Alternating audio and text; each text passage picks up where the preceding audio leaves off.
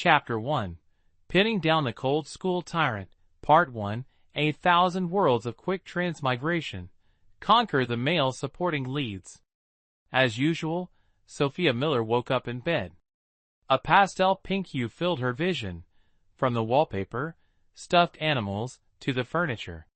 This room was like a pink ocean, with girlish charms splashed everywhere. Good heavens, what kind of crazy taste is this? How juvenile could the original owner's aesthetic be? After a moment of speechlessness, Sophia Miller calmed herself and began to absorb the storyline of this world. This was a classic Cinderella tale, revolving around the love-hate relationship between Anna Carter, a poor but resilient female lead, and Liam Harrison, a wealthy but apathetic male lead. A fateful incident on the first day of school brought Anna Carter into Liam Harrison's glamorous world. Meanwhile, the supporting female character, Sophia Miller, who had long harbored feelings for Liam Harrison, continuously bullied Anna Carter with the help of her lackeys. Liam Harrison, however, never intervened, treating it all as mere entertainment. This inadvertently gave Logan Hayes, the male supporting lead who had a slight interest in Anna Carter, a chance to enter the picture.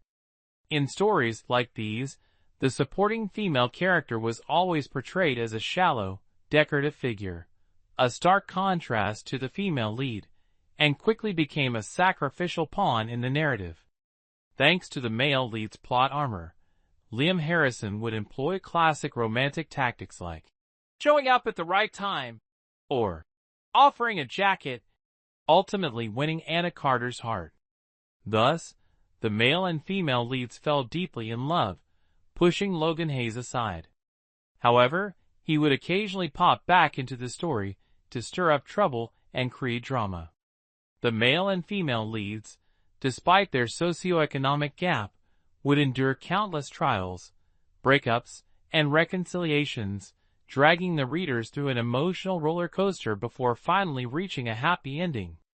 As for Sophia Miller, she was now the supporting female character who was discarded early on in the novel. Her transmigration into the story was tied to her job, inhabiting the bodies of supporting female characters and conquering the hearts of male supporting leads. In other words, this was a dating simulation game where she had to continually capture the male supporting leads and expand her harem. Sophia Miller began sifting through the memories of the original owner's family background. In the original story, this supporting character was only briefly described as the daughter of a conglomerate, highlighting how insignificant her presence was. As expected, the situation wasn't much different from what she had anticipated. A pampered heiress spoiled by doting parents. The plot had just begun. Anna Carter had only recently started being bullied, and Logan Hayes had yet to truly take notice of her. This situation was still salvageable. After grasping the original owner's family details and personality, Sophia Miller immediately got up and headed to the bathroom to wash her face. The moment she stepped inside, she was left stunned. The sink was cluttered with all sorts of bottles and jars, most of which were cosmetics with unrecognizable names, taking up every inch of space. What shocked Sophia Miller wasn't the overwhelming number of beauty products but rather, the original owner had clearly misunderstood the concept of makeup removal. This garish, clown-like makeup was truly an eyesore. Sophia Miller stared at the smudged, unrecognizable face reflected in the mirror, utterly speechless. The girl probably just smeared some makeup remover on her face and called it a day. Regardless, Sophia had to live in this body now, so it was better to obediently clean off the remnants of the makeup. While meticulously removing the makeup in front of the mirror, Sophia Miller thought to herself, wearing such heavy makeup at such a young age, no wonder the male lead wasn't interested in her. Oh well, as long as the male supporting lead finds her interesting now, that's all that matters. The male lead can go ahead and hold hands with the female lead for all she cares. Once her face was thoroughly cleansed, Sophia Miller's eyes lit up. Finally, something that aligned with her aesthetic preferences. The original owner's face was slightly pointed, but her features were harmonious and balanced, especially her round, lustrous almond-shaped eyes, which exuded a fresh, gentle beauty. After finishing her skincare routine, she opened the wardrobe, only to feel helpless all over again. Looking at the entire row of pink clothes in the closet, Sophia Miller was speechless, staring blankly for a long time. Oh my God, the original owner was obsessed with pink to the point of madness. At that moment, a servant happened to knock on the door to wake her up. Sophia Miller snapped out of it, lazily responded, and picked out the simplest-looking long dress from the pile of pink clothes. After changing into the dress, Sophia Miller casually smoothed her naturally curly brown hair. Although she couldn't praise the original owner's taste, she had to admit the girl was stunningly beautiful. In a sense, it felt like such beauty had been wasted. Sophia Miller pinched her own soft cheeks and smiled. If the original owner didn't value it, she'd enjoy it instead. The grand and luxurious hall was so quiet that only faint breathing could be heard, until the servant gently placed breakfast on the dining table, and the couple finally made the sound of cutlery clinking. At this moment, Sophia Miller leisurely descended the stairs. Hearing the footsteps, the butler quickly looked up, but his greeting got stuck in his throat, his face filled with astonishment. "Good morning," Sophia Miller greeted softly, walking straight to the dining table. "Sophia? You?" Mrs. Olivia Miller's eyes widened in disbelief, unable to fathom her beloved daughter appearing with such a gentle and fresh demeanor. "I want to try a new style," Sophia Miller said as she sat opposite Mrs. Olivia Miller. "Good morning, Father, Mother." Both parents were stunned by Sophia's words. In the past, their daughter always seemed annoyed when speaking with them, but today she greeted them proactively. Mrs. Olivia Miller's eyes welled up with tears as she emotionally replied, good morning, Sophia." Mr. David Miller, though not as emotional as Mrs. Olivia Miller, still showed a pleased expression in his eyes. Sophia Miller noticed their bittersweet reaction and quickly shifted her attention to the breakfast on the table. "Change the orange juice." Sophia Miller glanced at the milk on the table and casually ordered. "Yes." The servant next to her quickly took the milk away and gently placed a glass of orange juice in front of Sophia Miller. In the past, she had often been picky like this. On the small serving cart nearby, there were many dishes prepared exclusively for her. Sophia Miller said nothing more, slowly sipping the orange juice, completely unconcerned about whether she was late or not. Although her behavior wasn't much different from before, her doting parents keenly sensed that Sophia Miller seemed a bit more approachable. This subtle change brought them a small sense of joy, proving that their little princess was gradually changing. This transformation was intentional on Sophia Miller's part. Personality shifts, after all, take time. Just as the bell rang, Sophia Miller stepped into the classroom. The teacher, who was lecturing on the podium, looked at her with a doubtful gaze. Since when did the class have a student like this?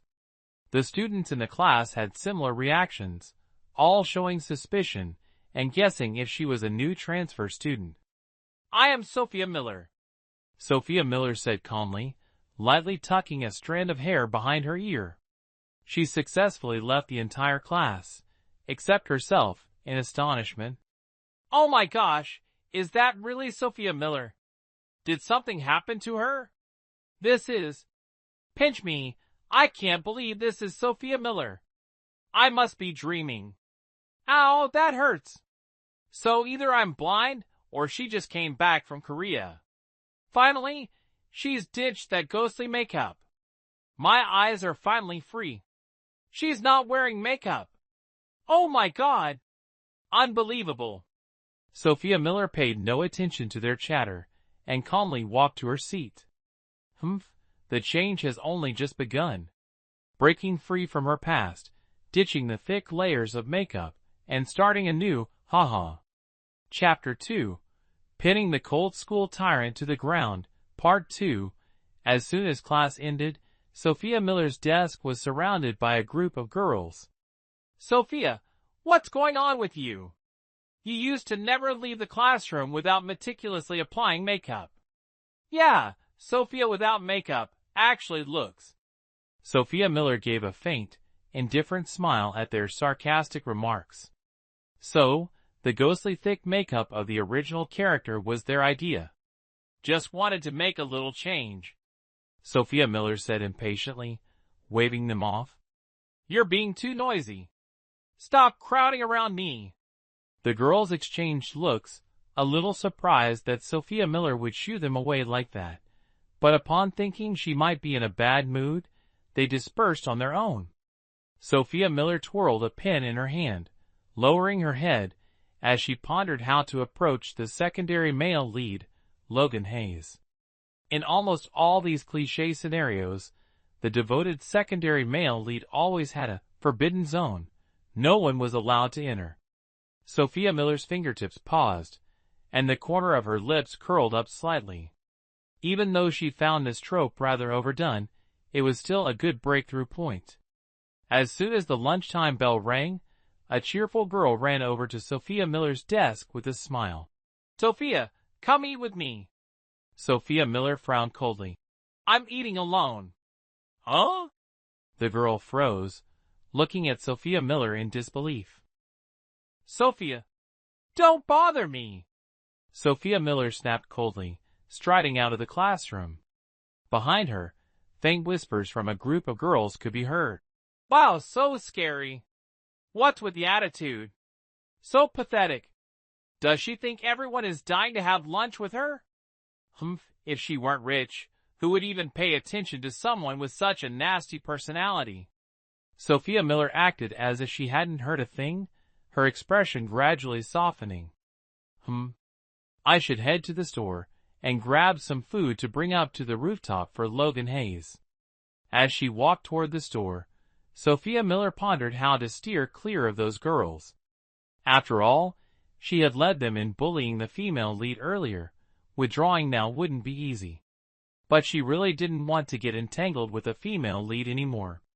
Speak of the devil, and the devil appears. Just as Sophia Miller finished buying lunch and stepped out of the store, she bumped into Anna Carter, the female lead, who was just walking in. Sophia Miller froze for a moment, while Anna Carter frowned in annoyance and averted her gaze.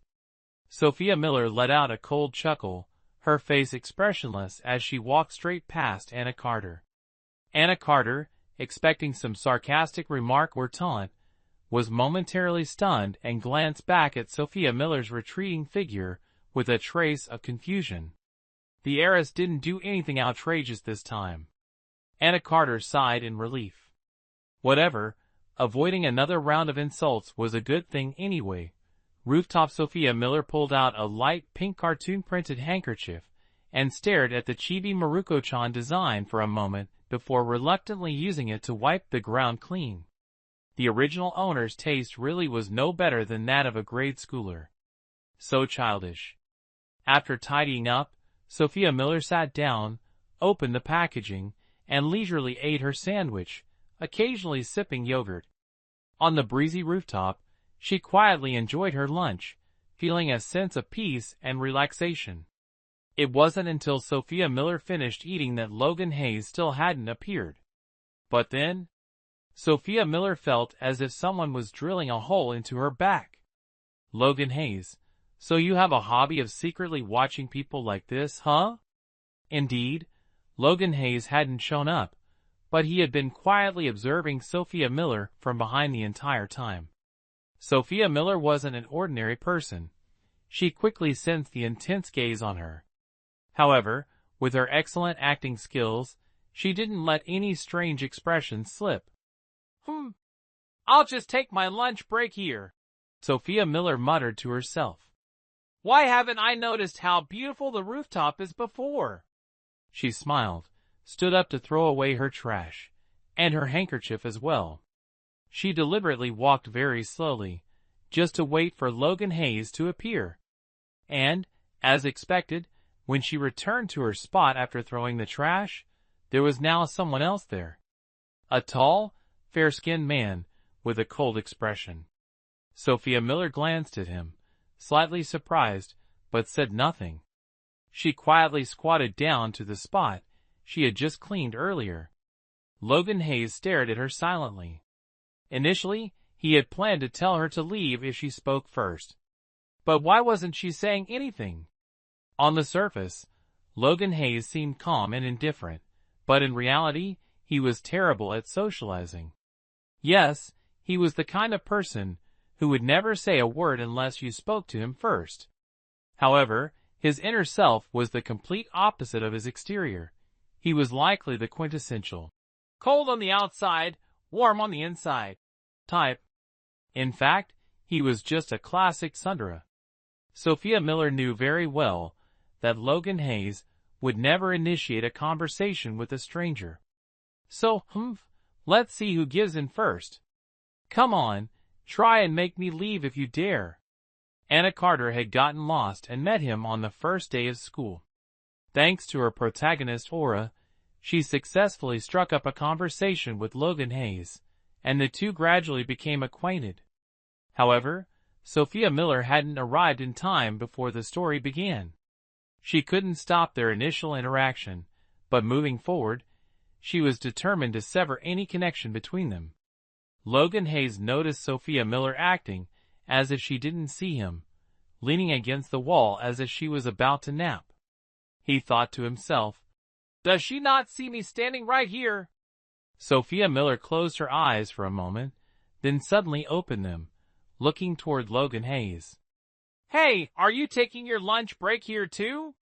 Logan Hayes flinched slightly, nodded, paused for a moment, and added, "This is my territory." Was that clear enough? If she understood, she should know to leave, right? Sophia Miller acted as if she hadn't heard his words, casually saying, "Then keep quiet and don't bother me." After speaking, she closed her eyes again. Logan Hayes stared at her, dumbfounded, unable to process what had just happened. Wait a second, something's off with this script. Why is she already asleep? For the first time in his life, Logan Hayes had been completely ignored. He silently watched Sophia Miller for a while, and when it seemed like she had genuinely fallen asleep, he slowly shifted his gaze upward, staring at the sky, speechless. Good grief. This person must have some kind of automatic blindness skill. Chapter 3. Pinning the Cold School Tyrant to the Ground, Part 3, Quick Transmigration System, Strategy for Supporting Male Leads. The next day, Sophia Miller still brought her lunch alone to the rooftop. As soon as she saw Logan Hayes eating lunch there, Sophia paused for a moment before pushing the door open and stepping in. Logan Hayes glanced at her briefly, and silently chewed on his bread. Sophia Miller cleaned a spot on the ground that wasn't too close or too far from him, staying within a range of interaction that Logan Hayes could tolerate. "The ground is dirty." Sophia handed Logan a tissue. She hadn't brought a handkerchief today. Those handkerchiefs were just too childish for her taste. Logan Hayes raised an eyebrow, his expression slightly helpless. Sitting on the ground for a moment, he wondered. Was she implying that he was dirty? Seemingly realizing the misunderstanding, Sophia smiled. "I didn't mean it like that." Logan took the tissue, turned away, and ignored her. Sophia unwrapped her sandwich, took a bite, and then glanced at Logan's dry-looking bread. She sincerely suggested, "You should drink some water with bread, or it'll make your mouth dry." Logan froze, looking at her with a puzzled expression. "Your bread looks really dry," Sophia said, taking another bite of her sandwich. "I recommend bread from XX brand. The sauce on top is delicious." "It's sold out," Logan replied flatly.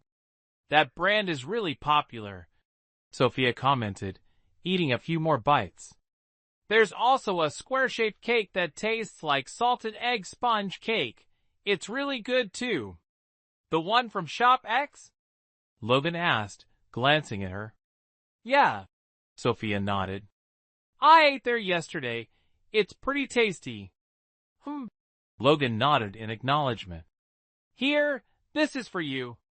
Sophia handed him a mango juice box from beside her. This brand's mango juice is really sweet. Thanks. Logan accepted it, muttering his gratitude before realizing it was probably Sophia's portion.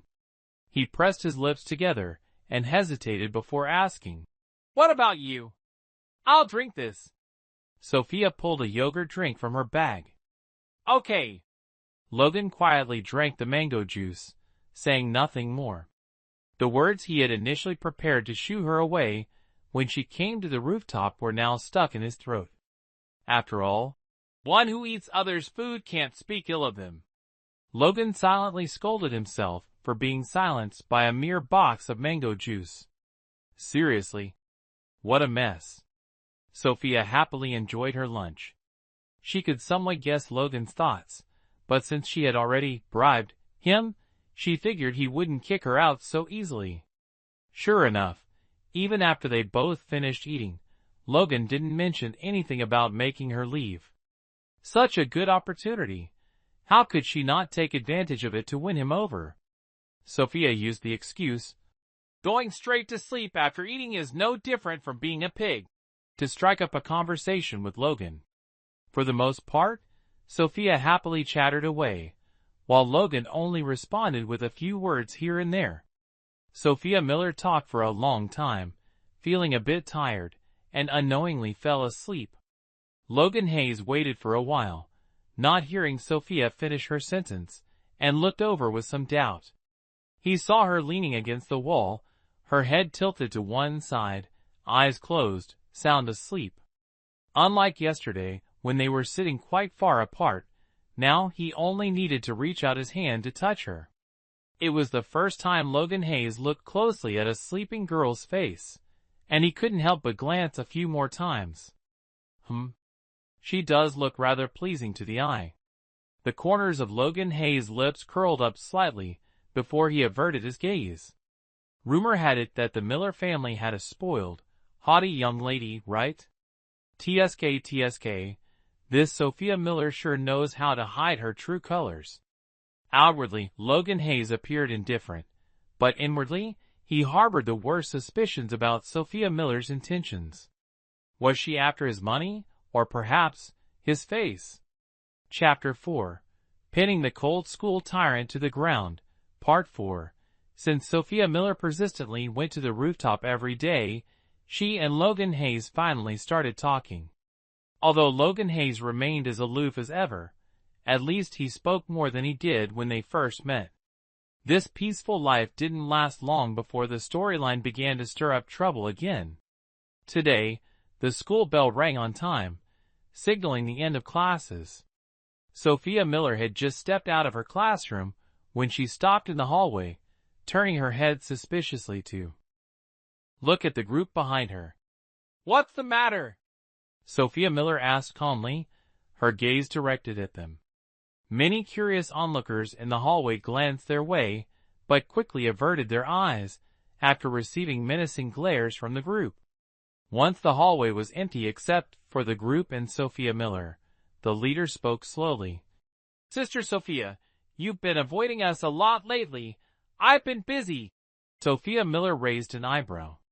Do I need to have you all by my side for everything I do? No, Sister Sophia, that's not what I meant. The leader quickly waved his hands in denial. Don't be angry. I don't have any complaints about you. No complaints?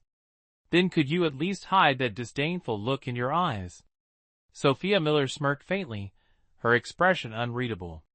Sister Sophia, do you still remember Anna Carter? The leader impatiently got straight to the point. Yes.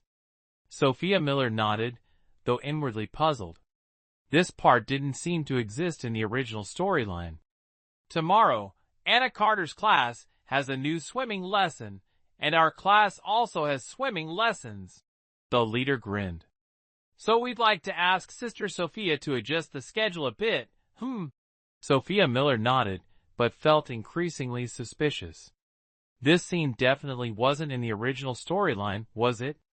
Tomorrow, Anna Carter's class will have a new swimming lesson, and so will ours.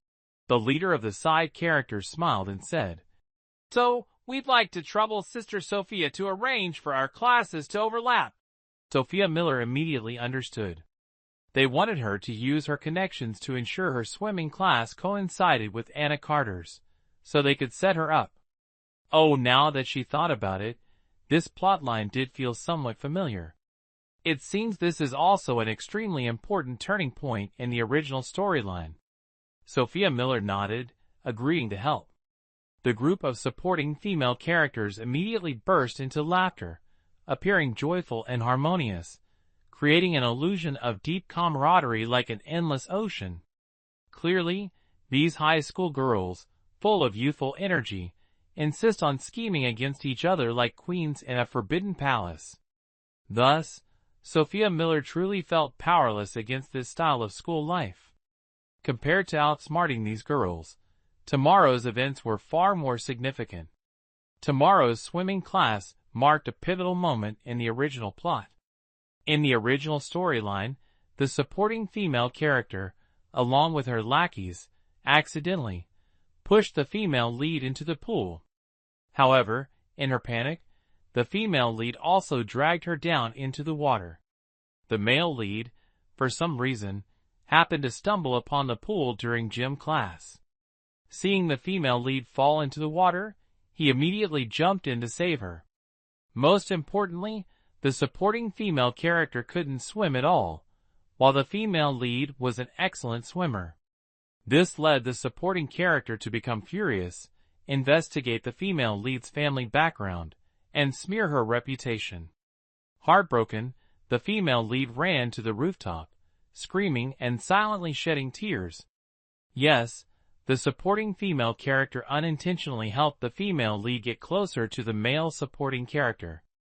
As a result, the male lead's affection for the supporting female character plummeted into the negatives.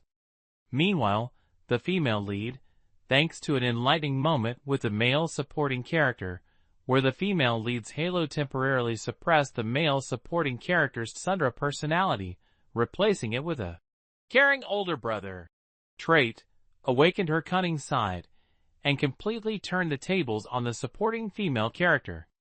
Sophia Miller and Logan Hayes lived so naturally around each other that they almost forgot about this part of the storyline. But this was truly an irreversible event. Originally, the main character had already intervened to mess things up, but now the group of cannon fodder was pushing her to step in again. No matter how the process unfolded, the outcome seemed destined, and this crucial turning point had to happen. Reflecting on this, Sophia Miller decided to let go and go with the flow. Except for the events involving Logan Hayes, she would allow everything else to proceed naturally. Chapter 5. Pinning the cold school boss to the ground. Part 5. After finishing her phone call, Sophia Miller leisurely waited for the swimming class to start. As for why the school even had swimming lessons, Sophia Miller guessed it was probably because the Noble Academy could do whatever it wanted. Today, the atmosphere in the classroom was a bit lively. Because it was almost time for the girls to flaunt their legs and curves, the boys to show off their abs, and everyone to compete in bearing skin. How could these high schoolers, brimming with adolescent energy, not be excited? That said, it was obvious the school was deliberately creating this opportunity. Sister Sophia, what kind of swimsuit did you buy? The leader of yesterday's group of lackeys cheerfully approached Sophia Miller and asked. A two-piece. Sophia Miller smiled. What color is it? The leader pressed further. What? Sophia Miller replied, slightly exasperated. Oh, so pure and cute. The leader exclaimed in admiration. Hey, lady, you're giving off some serious creepy vibes. At the swimming pool, since our swimming class coincides with the neighboring class, it's been decided that we'll have a joint session. The teacher, dressed casually, announced with a warm smile. Huh? Doesn't that mean we'll have to share the pool? The leader of the lackeys was the first to complain. I don't want to, Their class is too crowded. Lackey number 2 chimed in. The other class is full of bookworms. Let us swim first. Another lackey suggested. Agreed. Besides, they probably don't even have proper swimsuits. A random female side character said while puffing out her chest. Sophia Miller, standing silently in her white one-piece swimsuit, watched the girls desperately try to justify their upcoming actions. She yawned, utterly helpless. Ladies, could you focus on the main issue here? Anna Carter just left, you know. Wait a minute. Anna Carter. Sophia Miller turned her head and saw Anna Carter, dressed in her uniform, walking away from the crowd with an indifferent expression. Sophia Miller quickly hurried over, but just as she reached Anna Carter, someone pushed her into the water. In her panic, Sophia Miller flailed her arms wildly in the air and ended up pulling Anna Carter down with her. Oh my God! What kind of cliché is this? Sophia Miller's ears rang as she faintly heard the screams of the leading female antagonist. TSK, seeing Anna Carter struggling to swim to the surface, Sophia Miller also wanted to swim up. Even though the original character couldn't swim, she could. But the author of her fate decided to give her a cramp the moment she fell into the water. Sophia Miller mentally flipped the bird. She could only watch helplessly as Liam Harrison saved Anna Carter while she was on the verge of drowning. Sigh, might as well wait for the teachers to save her. In the original story, Sophia Miller was also saved by the teachers at the last moment, but as soon as she got to shore, she saw Liam Harrison holding Anna Carter, which led to her complete descent into darkness. Sophia Miller wanted to use this opportunity to avoid falling into darkness and change her personality. She didn't know how much time had passed, but when Sophia Miller felt like her lungs were about to burst, someone finally came to rescue her. This near-death drowning experience was something she absolutely didn't want to go through again. The feeling of teetering on the edge of life and death was absolutely awful. Cough, cough. Under the teacher's first aid, Sophia Miller coughed uncontrollably, her once beautiful natural curls now a tangled mess plastered to her cheeks. Sister Sophia, are you okay? Sister Sophia, are you all right? Sister Sophia. Sophia Miller felt like her head was going to explode from all the fake concern. So noisy. Sophia Miller frowned, her tone irritated. The crowd immediately fell silent. Sophia Miller propped herself up and saw Liam Harrison holding Anna Carter. Her face, already pale from lack of oxygen, turned even whiter, and her eyes instantly reddened. Liam Harrison, I must have been blind before to think you were good to me. Sophia Miller gritted her teeth, speaking each word sharply to Liam Harrison. Liam Harrison's gaze shifted to Sophia Miller. Looking at her pale face, he opened his mouth as if to say something but then lowered his head in silence. Sophia Miller let out a cold laugh and staggered to her feet. Her white two-piece swimsuit, wrinkled from being soaked in water, dripped continuously, with countless droplets trailing down her fair legs, making her look incredibly alluring. Sophia Miller, you, right now. The teacher furrowed her brows, seemingly wanting to advise her, but hesitated due to Sophia's status, remaining awkwardly rooted to the spot. I'm fine.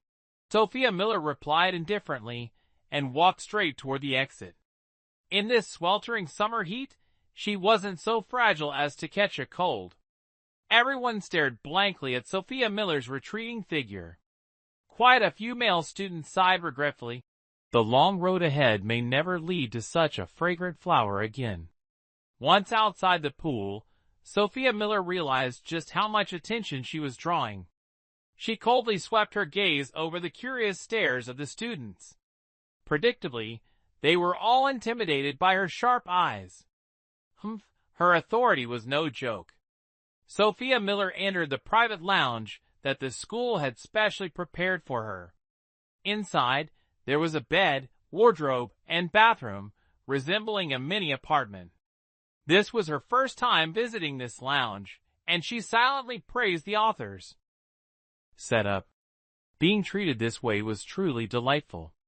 For the first time since the swimming lesson began, Sophia Miller finally smiled genuinely. She took a shower and changed into a beige long dress. Returning to the classroom to retrieve her phone, Sophia Miller walked out while calling her driver. "Come pick me up from school." Without waiting for a reply, Sophia Miller lowered her gaze and decisively hung up. Next step, a complete image makeover. Chapter 6, Pinning the Cold School Tyrant to the Ground, Part 6, a week later. The summer weather was sweltering, and the incessant chirping of cicadas on the camphor trees lining the road made the students heading to school frown in irritation. Their already sour moods worsened. A luxurious yet understated Bentley came to a halt in front of the school gate.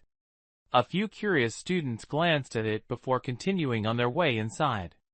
The Bentley's door slowly opened, revealing a pair of white wedge heels stepping onto the ground, followed by long, slender, porcelain white legs. When the person fully emerged from the car, the surrounding students froze in place, their eyes wide as if they couldn't believe what they were seeing. It was a female student, her short, ear-length hair gently swaying in the breeze, her bright eyes sparkling with a soft smile. She wore a plain white t-shirt underneath a light beige jacket, paired with denim shorts that showed off her long, radiant legs glistening under the sunlight. She looked like a cover model, both carefree and stunningly beautiful. This female student was none other than Sophia Miller, who had taken a week off from school. Sophia Miller smiled and waved at the driver, her voice soft. "Goodbye." The surrounding students were once again startled. Was this really Sophia Miller? Sophia Miller, who could smile so warmly? Sophia Miller, who could speak so gently? "Good morning." Sophia Miller glanced briefly at the students staring at her in a daze, smiled naturally, and strode into the school. The students, still in shock, turned to each other in disbelief. "Oh my God! My friends and I are absolutely stunned. Is she Sophia Miller's twin sister or something? The old saying is true. Absence makes the heart grow fonder. And this has been a whole week. Could it be that she was abducted and reprogrammed by aliens? You're overthinking it. Don't forget to take your meds, okay?" Sophia Miller paid no attention to the buzzing whispers behind her as she calmly walked toward her classroom. Last week, she had put on an emotional act in front of her parents, declaring that she would never like Liam Harrison again. She made it clear that her stance on her feelings for the male lead was as pure as possible, with no entanglements or changes of heart. She even cut off the long hair she had grown for 3 years because of Liam Harrison, proving she had completely lost hope in him. Not stopping there, she locked herself in her room for 2 days before emerging, and afterward, her personality underwent a complete change. Initially, her parents were quite worried that her forced cheerfulness might lead to illness, so they invited a few psychologists to examine her. However, all the doctors concluded that Sophia Miller had a very healthy and optimistic mindset, showing no signs of any negative emotions. This reassured her parents and gave them comfort regarding her transformation. On the other hand, they began to despise Liam Harrison and even severed business ties with his family. After all, Sophia Miller was cherished by her parents like a delicate treasure, and they couldn't tolerate her being treated lightly by anyone. They would rather earn less money than fail to protect their daughter. Sophia Miller neither opposed nor supported her parents' actions, but was genuinely touched by their gestures. As a result, during the recent holidays, she pretended to be obedient to appease them. Thinking about recent events, Sophia Miller walked on, soon arriving at her classroom door. The moment she stepped into the room, many people turned to look at her, just like at the school gate, their faces filled with astonishment. "Sophia! Sister Sophia!" The leader of a group of female students turned pale, as if she had seen a ghost, staring at Sophia Miller. What's wrong? Sophia Miller smiled, exuding an entirely different aura than usual. Am I not welcome in class? No. The leader forced a stiff smile. I'm just a little surprised. Sophia Miller let out a soft, and walked straight to her seat. The moment she sat down, the buzzing whispers erupted like a switch had been flipped. The classroom filled with lively discussions and debates. Did something happen to her? Wow, this is unbelievable. Is heartbreak really such a big shock for girls? Doesn't this mean I have a chance now? Hey kid, stop dreaming. No matter what, the goddess wouldn't even glance at you. Meanwhile, the center of all this. Attention sat calmly at her desk, flipping through her textbook. Her gaze lingered on the page as the corners of her lips curled into a faint smile, making her side profile look even more radiant and fresh. Chapter 7. Pitting the cold school leader to the ground. Part 7. Although Sophia Miller's image had successfully transformed into that of a radiant sunshine goddess, everyone believed she had undergone this change due to emotional distress.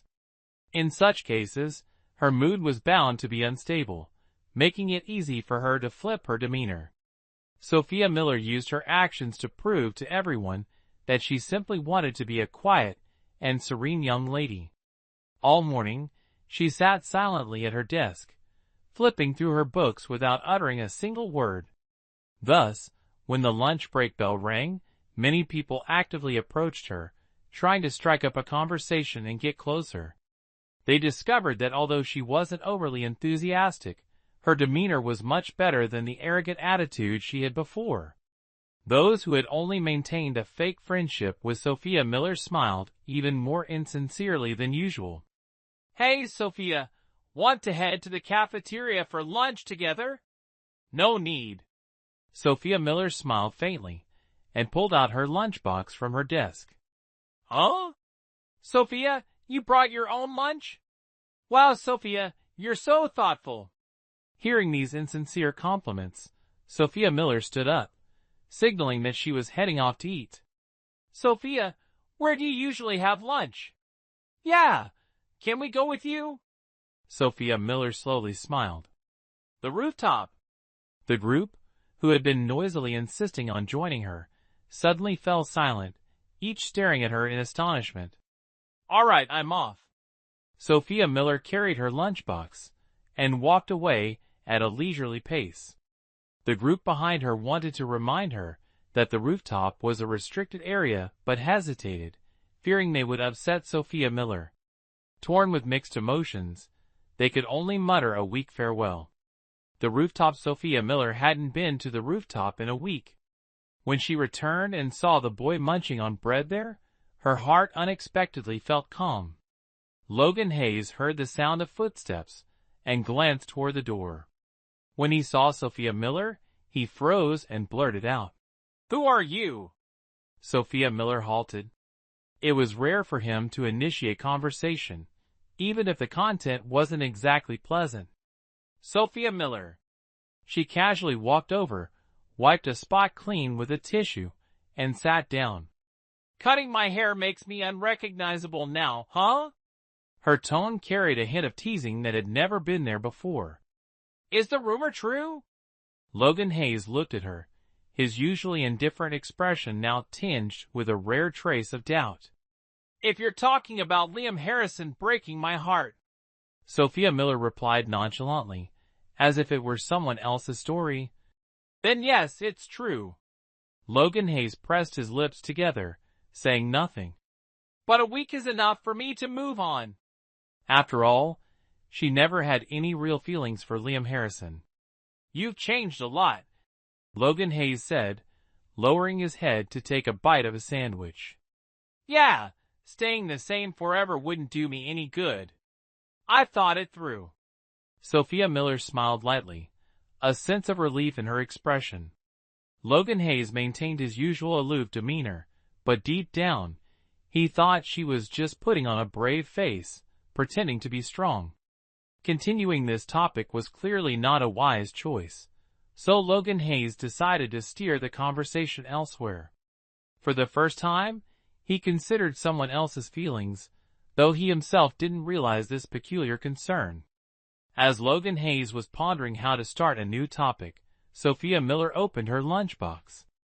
Logan Hayes's attention was immediately drawn. "Lunch?" "Yeah." Sophia Miller nodded, glancing at him. "Eating sandwiches all the time isn't good for you." Logan Hayes looked at the half-eaten sandwich in his hand, feeling a bit embarrassed. "You shouldn't keep eating that." Sophia Miller paused briefly before continuing. "Tomorrow, I'll bring lunch for you too. After all, bringing one portion or two isn't much different." Logan Hayes was slightly taken aback, but accepted without hesitation. The faint smile that appeared on his lips didn't escape Sophia Miller's notice.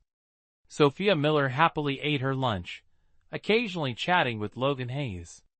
The atmosphere remained as it always was, a simple, comforting normalcy that both found pleasant. The next day, Sophia Miller indeed brought 2 lunchboxes. Based on Logan Hayes' preferences revealed in the original story, she carefully prepared dishes he liked, and sneakily added some seaweed, which she knew he hated. "I'm not sure what you like to eat, so I just made a few random things." Sophia Miller handed the blue lunchbox to Logan Hayes. "You made this?" Logan Hayes looked at her with some surprise. "You must have a lot of free time." The corners of Sophia Miller's mouth twitched. "Busy, my foot. I made it just for you, you idiot." But thinking about it again, it made sense. How could a pampered young lady like her, spoiled since childhood, willingly step into the kitchen herself? Sophia Miller suddenly felt her image was utterly pathetic. "Yes, very free." Sophia Miller nodded seriously with a straight face. "So your lunchbox just happened to help me kill time." "Good." Logan Hayes nonchalantly lowered his head and opened the lid of the lunchbox, but he couldn't help but chuckle inwardly. Did Sophia Miller really think he was that gullible? How could she be so free that she'd resort to cooking just to pass the time? How silly. The moment Logan Hayes saw the food inside the lunchbox, his mood instantly brightened. "Wow! All my favorite dishes. Wait, why is there seaweed in here? Oh well, never mind." Sophia Miller had no idea what Logan Hayes was thinking, but seeing his expression soften a little, she guessed that his mood was probably not bad. Especially after Logan Hayes took a bite. For a fleeting moment, Sophia Miller thought she saw tiny sparkling stars in his usually calm eyes, but in the blink of an eye, they returned to their usual stillness. To capture a man's heart, one must first capture his stomach. The ancients were indeed wise. Perhaps unintentionally cooking something he liked made Logan Hayes extremely satisfied and happy.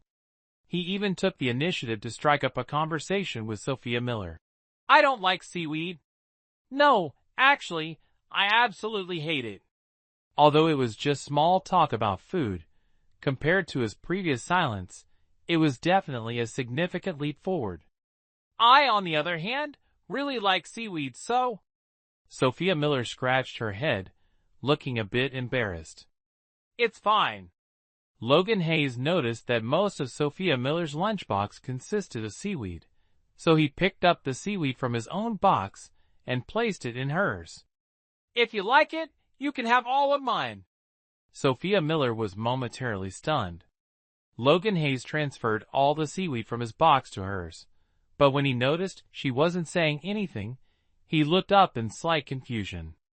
Seeing her staring blankly at the pile of seaweed he'd just given her, he suddenly realized the absurdity of what he'd done. His cheeks flushed red. He had just used the same chopsticks he'd eaten with to transfer food from his lunchbox to hers. Sophia Miller snapped out of her daze. She picked up a piece of seaweed he had given her, put it in her mouth, and smiled brightly at him. "Thank you for sharing." Logan Hayes froze for a moment, then smiled softly. "You're welcome." But inside, he was far from calm, as if his mind was flooded with screaming commentary. Oh my God! That smile of hers just made my heart stop. The impact is overwhelming. Sophia Miller quietly ate her lunch, occasionally sneaking glances at Logan Hayes, who seemed distracted. The smile on her lips grew even deeper. His ears are completely red now. How adorable. Little side story, Logan Hayes, Sophia Miller, let your hair grow long, okay? Sophia Miller, why? Logan Hayes, long hair is prettier. Sophia Miller, all right. I once cut my hair short for him, so I'll let it grow long for you. Chapter 8. Sophia Miller occasionally placed a few items Logan Hayes disliked into his lunchbox, aiming to enhance their culinary harmony. Surprisingly, this approach worked wonders. Logan Hayes no longer resisted sharing food with her. Time flew by swiftly during the peaceful days they spent together. As early autumn arrived, Sophia Miller sneezed a few times, suddenly realizing the weather had turned chilly. The colder air meant they could no longer have lunch on the rooftop. Instead, they had to move to the cafeteria. Autumn's here already? That was fast, Sophia Miller murmured, frowning slightly in contemplation.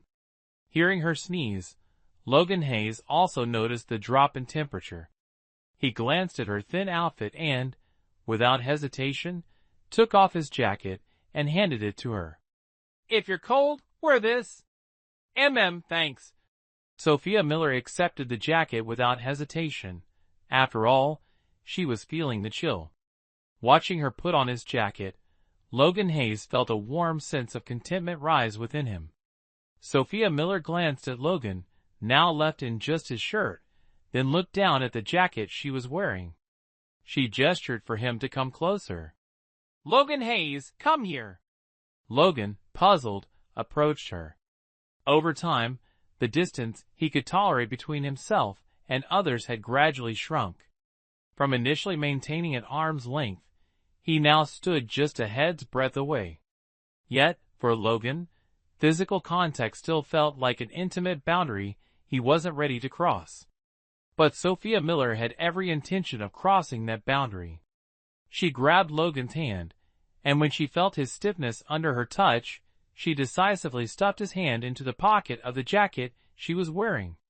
Her tone was serious. If your hands are cold, just keep them in the pocket. This was an incredibly close proximity.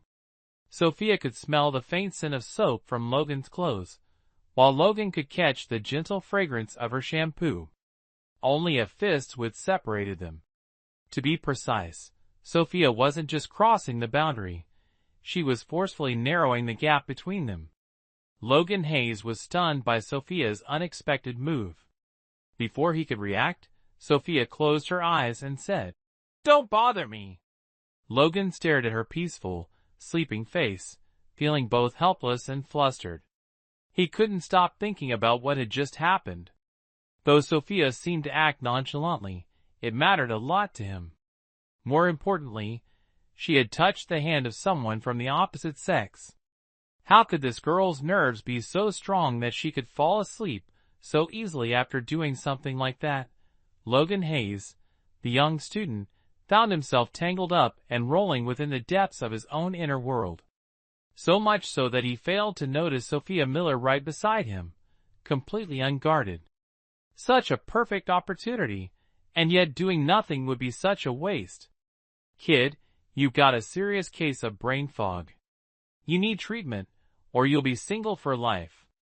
The autumn wind rustled, as the ground of the Royal Noble Academy was blanketed with maple leaves. 2 rows of maple trees lined the path, their golden and red hues painting the space into a sea of autumn skies. The short skirts and long legs that once adorned the academy seemed to have collectively disappeared, replaced by scarves, wool hats, and fitted pants. However, there were still a few warriors, defying the cold, donning thin, short skirts with sheer stockings. They shivered in the chilly wind, but still stood tall, puffing out their chests and flashing alluring smiles. The cannon fodder, girl leading the group next to Sophia Miller, whose name she couldn't even recall, was one of those warriors. Her face had turned pale from the cold, yet she still chatted cheerfully with the other girls around her. For beauty, some truly risk it all. Sophia Miller and the group of cannon fodder were on their way to the cafeteria. Yesterday, she had clearly told Logan Hayes that she wouldn't be bringing lunch to the rooftop anymore. The rustling sound of maple leaves beneath her feet helped Sophia focus on the sounds of nature, ignoring the discussions around her about which romantic restaurant had the best ambience or which beauty product was the most effective, although it seemed she couldn't completely tune them out. Could it be that their only way of elevating themselves was through bragging? Sophia Miller seemed to understand now why her own status was so low. And what about you, Sophia? Do you prefer French or German cuisine? Sophia Miller was slightly startled but smiled and replied, both are fine. Hee, I actually like Chinese food. Well, French cuisine is. Why were they discussing this before eating? Girl, can't we just fill our stomachs first and then talk about it? Amid Sophia Miller's silent complaints, they finally reached the cafeteria. At the entrance, a few girls with beautiful figures stood wearing kippeos. Were they seriously not cold? This school was truly heartless. Sophia Miller sighed internally as she stepped forward. According to the original storyline, she needed to hand her meal card to the server at the door to swipe it, after which she could eat whatever she wanted in the cafeteria. Though Sophia Miller couldn't fully grasp the logic behind this setup, since the author had written it this way, she had no choice but to accept this over-the-top arrangement. There was a system allowing unlimited meals with just a card swipe, so naturally, there would be privileges for those who didn't even need to swipe. Take the male lead, the second male lead, and even the female supporting character as examples. As for the female lead, truthfully, she couldn't even manage to get a meal card. However, since the male lead pressured others to let her in, everyone reluctantly granted her the privilege.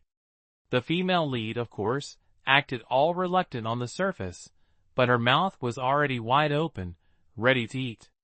Wait, isn't there something wrong with this picture?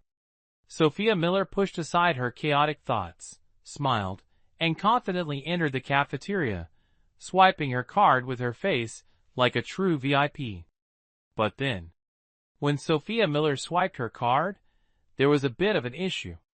The cafeteria staff didn't recognize her and sternly demanded she show her meal card. The reason? Ever since she stopped wearing makeup, she hadn't been to the cafeteria. Coupled with her drastically changed appearance, people's impression of her was still stuck on the ringleader of the delinquent girls with heavy makeup. The girl standing before them now didn't match that image at all. Sophia Miller stood silently in place, her gaze seemingly scolding the staff member for accusing her of impersonating someone else. The embarrassment was unbearable. Damn it, how humiliating. In the end, it took a group of bystanders to confirm her identity before Sophia Miller was allowed to swipe her card. Under the staff member's horrified gaze, Sophia Miller, for once, arrogantly tilted her chin upward and strutted away. The cafeteria staff member trembled as she stared at Sophia Miller's proud, retreating figure. When the manager rushed over after hearing the commotion, he angrily scolded them. Didn't I tell you all to check the school forum? All you ever do is shop online. Shop for what? If you upset Sophia Miller, don't even think about stepping back into this school. We're so sorry. We were wrong. This cafeteria is so luxurious that it can be called a restaurant, brightly lit, with gleaming white tiles, elegant dining tables, and sumptuous lunches. The waitresses move gracefully between the tables, attentively serving dishes and pouring tea. Sophia Miller had only two thoughts. What a waste.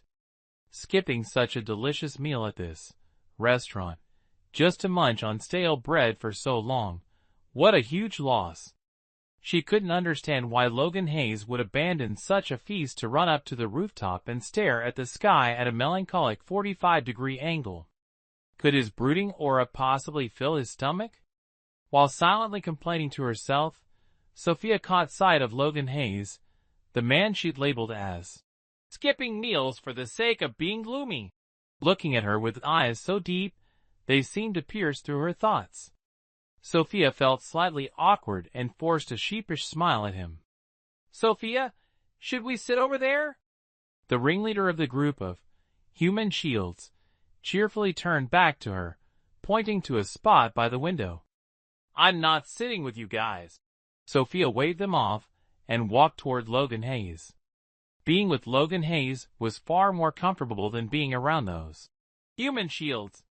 When Logan saw Sophia heading his way, his gaze softened slightly, though his expression remained as indifferent as ever. But deep down, "Oh my God, Sophia Miller, you're finally here. Do you have any idea how long I've been waiting for you? Why are you so slow when it comes to eating?" In some odd way, their thought processes were surprisingly in sync. In the end, Sophia Miller and Logan Hayes had lunch together. Extra scene, Logan Hayes. "We truly complement each other." Sophia Miller. "Why do you say that?" Logan Hayes. "The dishes I dislike are all your favorites." Sophia Miller. Logan Hayes. "Perfect. No need to worry about our kids being picky eaters in the future." Chapter 9. Since that lunch at the cafeteria with Logan Hayes, Sophia Miller always arrived at the cafeteria a bit earlier, as the 11th grade students were dismissed 5 minutes earlier than the 10th graders.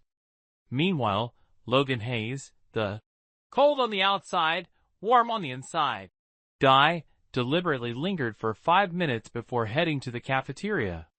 In short, one intentionally delayed, while the other hurried. So, what reason was there for things not to fall into place naturally? After all, they kept running into each other, so why not eat together, or something like that? Logan Hayes thought to himself, this excuse was just too convenient. Sophia Miller was genuinely surprised. Every time they managed to meet at the cafeteria entrance, it felt like a fateful coincidence. And the result of the two constantly eating together at the cafeteria was rumors flying everywhere. Both Sophia Miller and Logan Hayes had heard bits and pieces of the gossip, but one didn't care at all, while the other was secretly anxious. Neither of them brought it up, and no one dared to gossip in front of them, so eventually they both forgot about it. However, given the family backgrounds and influence of both, enough to crush countless others, no one dared to provoke them, except for a few troublemakers who couldn't resist stirring up drama. Today, just as the bell rang, Sophia Miller was about to head to the cafeteria when the leader of the troublemakers called out to her. "Sophia, wait a moment, we have something to discuss with you." Sophia Miller paused slightly, looked at her and smiled. "All right." "Humph, so they wanted to confront her now, didn't they?" Once the rest of the class had left, the leader slowly approached Sophia Miller's desk. "Sophia, ever since you stopped wearing makeup, you've been distancing yourself from us." The girls standing behind her all nodded in agreement. Sophia Miller raised an eyebrow, but remained silent. However, the leader mistook her silence for weakness and began listing all of Sophia Miller's so-called offenses, recently, even bringing up the rumors about her and Logan Hayes. "Are you done?" Sophia Miller asked calmly, unfazed by her words. "Yes," the leader nodded. "Sophia, I haven't forgotten who pushed me into the pool during swimming class." Sophia Miller interrupted, her expression indifferent. "And now you're pretending to care? Don't you find it disgusting?" "No, Sophia." "Enough, don't bother me anymore." Sophia Miller sneered. "I don't need fake friends like you. Besides, what does it matter to you if I like Logan Hayes?" After saying this, Sophia Miller turned around and walked away without looking back. The group, stunned by Sophia Miller's words, felt immense regret. Why on earth did they decide to mess with Sophia Miller in the first place? Boo-hoo, they've lost their privileges now. Sophia Miller, feeling a bit annoyed, hurried to the cafeteria. It was so late, she probably wouldn't run into Logan Hayes. So, when she spotted Logan Hayes in the cafeteria, she was utterly taken aback. "Logan Hayes? Why are you only arriving now?" Logan Hayes slightly furrowed his brows and asked nonchalantly. "Had some things to handle," Sophia Miller replied, sitting down next to Logan Hayes. Seeing the empty table, she paused in surprise. "You haven't eaten yet?" "No." Logan Hayes averted his gaze, nodding with a hint of awkwardness. Sophia Miller chuckled. This guy, was he waiting for her? "Give me your number, so we can stay in touch." Sophia Miller took out her phone. Though Logan Hayes wasn't one to easily give out his number, this seemed like the perfect chance. Logan Hayes shyly glanced up, catching Sophia Miller's playful smile. His heart stirred slightly, and his eyes softened. 133x times x times x times x times x. Without hesitation, Logan Hayes recited his phone number. Sophia Miller lowered her head to save it. When it came time to name the contact, she hesitated briefly before slowly typing. "Greasy Logan.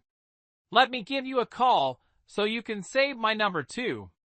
"Sure." Without any hesitation, Logan Hayes typed 3 words into the contact name field. "Millie." All done. A semester passed quietly in the peaceful days of Sophia Miller and Logan Hayes, interspersed with moments when Sophia felt like teasing him. Sophia Miller let out a long yawn as she stepped out of the exam room. The test? Just scribble down a few words, and it'll be fine. When you're rich, you can do whatever you want. So what if you're bad at studying? You still have to confidently turn in the paper first. Besides, she had something more important to do today. Sophia pulled out her phone, not bothering to think whether Logan Hayes was still in the exam room or not, and immediately called him. The phone rang just once before Logan picked up. "Meet me on the rooftop later. I've got something to discuss." Sophia got straight to the point. "All right," Logan agreed without asking any questions. Sophia hung up and took a dark blue box from her bag, running her fingers over its sturdy edges. This was the watch she had chosen for Logan Hayes because today was his birthday, or more accurately, the birthday he had announced to others. His real birthday was on Valentine's Day in February. Since he already received plenty of chocolates on that day, adding a birthday celebration on top of it all. Logan had claimed he couldn't handle it and had declared a different birthday at the end of the semester. Of course, Sophia couldn't possibly know his actual birthday. Naturally, she had to pretend as if she didn't know. She tucked the box back into her bag and slowly made her way to the rooftop. The moment she stepped onto the rooftop, Sophia regretted it. So cold, so cold, so cold, so cold, so cold. She blew warm air into her hands, silently cursing herself for choosing such a freezing place to meet. Well, blame the author for assigning the male supporting character a rooftop as his territory, blistering hot in the summer, freezing cold in the winter. Couldn't it have been something like a cherry blossom grove or some romantic forbidden garden? Leaning against the wall to warm her hands, Sophia let her mind wander with the wind. It wasn't until she heard the sound of the door opening that she snapped back to reality. She looked up to see Logan Hayes approaching, her lips curling into a small smile out of habit. "What's this about?" Logan's attire was far more prepared for the cold than Sophia's. Earmuffs, scarf, coat, everything was in place. "Happy birthday," Sophia said as she pulled out a chilled box from her coat pocket and handed it to him. Logan Hayes suddenly felt something was off with himself. "Actually," Logan Hayes frowned, the words lingering on the tip of his tongue but left unsaid. He didn't want to lie to her, But if he told the truth, she'd definitely be upset. Sophia Miller looked at him suspiciously. "It's nothing."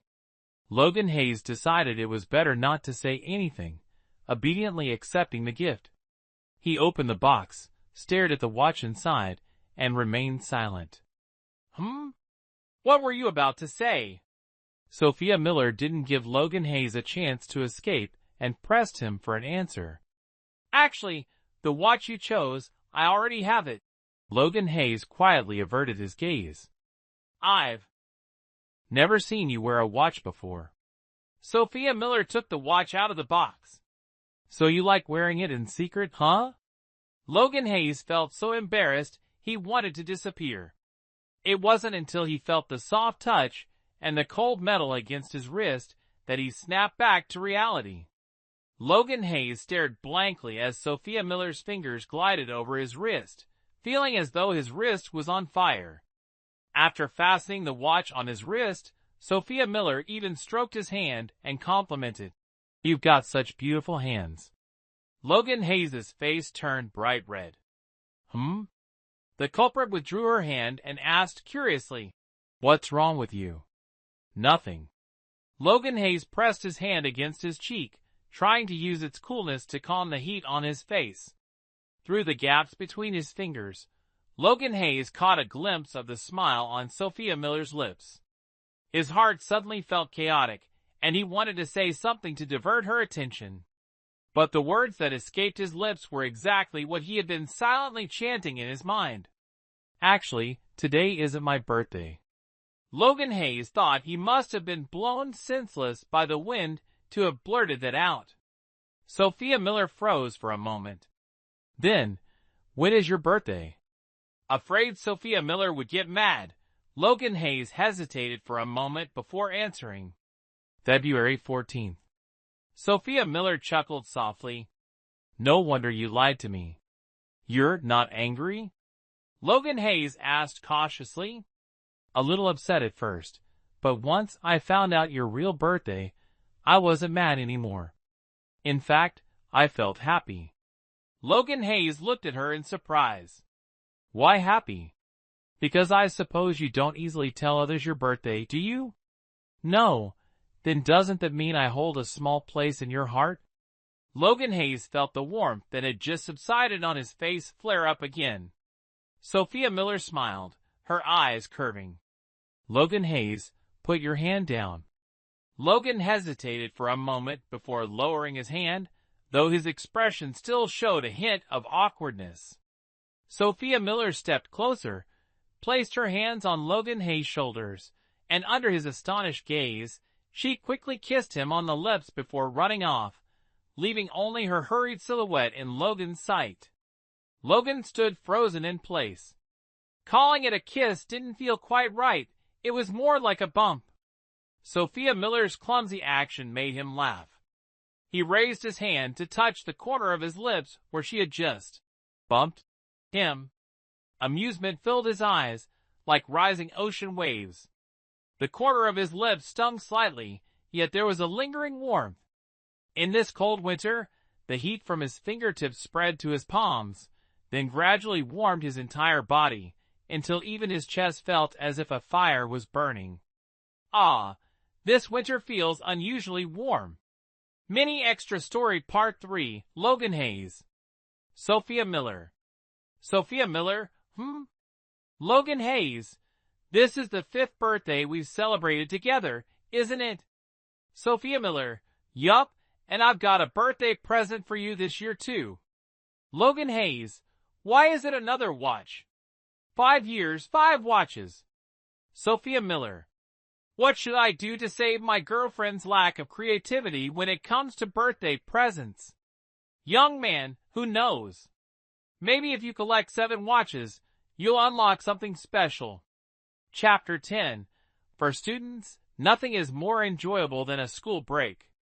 Even though she rarely paid attention in class, having the droning lecture voices constantly in her ears was a type of torment for troublemakers like her, making it impossible to sleep peacefully.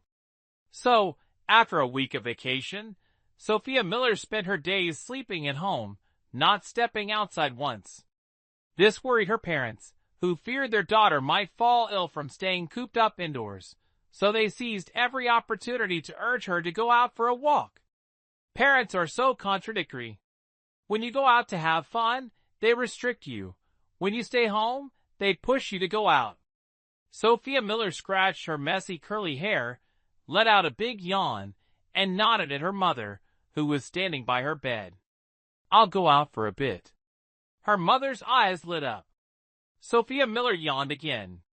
"Ah, but let me sleep a little longer first." "All right, at 10 o'clock, I'll have Xiao Fang call you." Seeing her daughter agree to go out, her mother smiled so brightly that the corners of her mouth lifted. "Okay." Sophia Miller burrowed deeper into her blanket, mumbling in response. On such a cold day, sleeping was the best. At 10 o'clock, Sophia Miller was jolted awake by Xiao Fang's persistent knocking and shouting, as if her life depended on it. All right. I got it." Sophia Miller slowly poked her head out of the blanket, yawning a few more times. She ruffled her naturally curly, now completely unkempt hair and, still feeling drowsy, squinted at the floor. Then, tilting her head slightly, she suddenly snapped awake. So sleepy. Sophia Miller let out a big yawn, her eyes tearing up.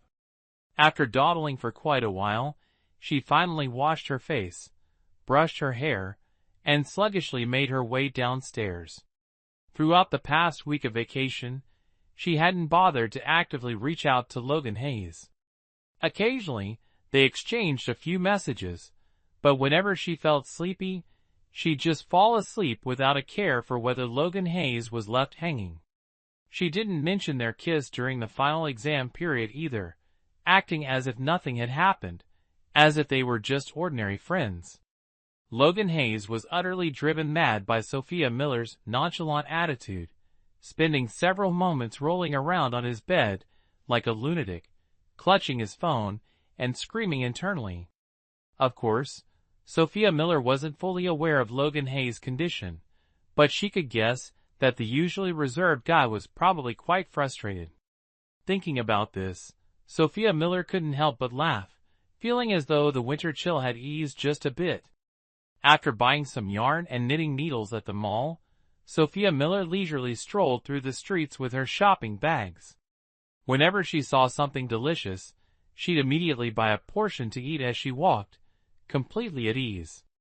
In the freezing winter weather, eating something hot like this was truly satisfying.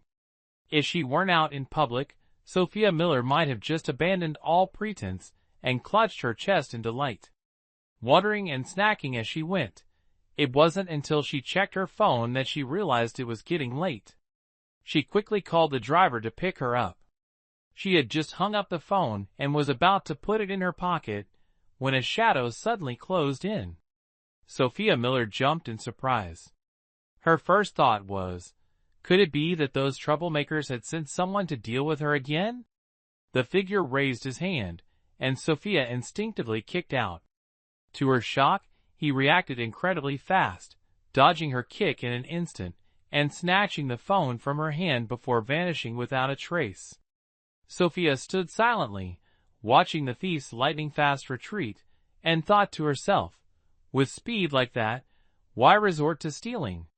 He could easily win a gold medal at the Olympics. Her phone had been blatantly stolen in broad daylight. After a brief moment of shock, Sophia quickly regained her composure. In a way, the thief had done her a favor. Yes, a favor. Sophia decided that in the coming days, she would deliberately avoid contacting Logan Hayes. And the reason? She needed to prepare a sweet surprise for that reserved man. Smiling, Sophia stood still, waiting for her driver to arrive. Sophia's mother had noticed that her daughter had recently started behaving more and more like an ordinary high school girl. For instance, Sophia had bought a bag of yarn. Her mother instantly recognized what it was, but Sophia sneakily tried to hide it. When asked what she had purchased, she nonchalantly claimed it was school supplies. Second, lately, the housekeeper had repeatedly reported that a young man kept lingering near the front gate. Sophia always pretended to pass by the gate casually, stealing a glance at the boy before quickly walking away. Third, when Mrs. Olivia Miller asked Sophia if she was in a relationship, Sophia initially denied it. However, her evasive gaze and stammering response were highly suspicious. Sophia's father spent an entire evening discussing the topic of late-blooming daughters, and decided it was best to observe quietly for the time being. After all, the incident with Liam Harrison was still a sore spot for both parents. They felt it was better not to interfere in their daughter's love life for now. And this so-called quiet observation lasted through the entire winter break. On Valentine's Day, Sophia's father noticed his daughter acting unusually. She carried a white bag and told her parents she'd be home late that evening. Her parents exchanged knowing smiles and immediately agreed. Sophia took a cab to Logan Hayes' house, pulled out the new phone she had bought the day before, and dialed Logan's number, which she had memorized by heart. Ring! The phone rang for a long time before someone picked up. Perhaps he hesitated to answer an unfamiliar number, but realized very few people had access to his number, so he finally answered. Hello? Logan Hayes' voice was calm, yet hearing it after so long made Sophia's heart flutter. Happy birthday! Sophia's voice rang out, so loud and cheerful that it nearly burst Logan Hayes' eardrum. Sophia Miller? Logan Hayes' voice was filled with surprise and joy, immediately followed by the sound of something rolling to the ground. Ha ha, come down quickly, I'm at your front door, Sophia Miller said, a bit impatient to see Logan Hayes. Hurry, hurry, I have a surprise for you. All right. Logan Hayes hastily threw on a coat and rushed downstairs. On the way, he passed his mother, who looked surprised, but he only had time to say, I have something to do, before dashing out the door. The girl waiting outside was more important than anything else. Logan Hayes wanted to ask Sophia Miller why she hadn't contacted him or how her winter break had been. But when he saw her standing quietly in front of him, smiling, he no longer wanted to ask anything. He just wanted to get closer to her, closer still. Standing in front of Sophia Miller, Logan Hayes spoke with a tenderness he'd never shown before. Are you cold? No, not at all. Sophia Miller shook her head and raised the bag in her hand. I knitted a scarf for you. It's my first time knitting, so you can't complain, okay?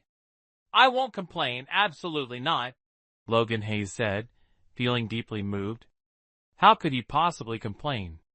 Sophia Miller pulled the scarf out of the bag and tried to wrap it around Logan Hayes' neck, but the height difference made it a bit difficult even as she stood on tiptoes. Bend down a little, I can't reach. Logan Hayes obediently lowered his head, letting Sophia Miller's slightly cold fingers brush lightly against his neck. That cool sensation sent his heart racing in an inexplicable way. He glanced at her, her face so close to his.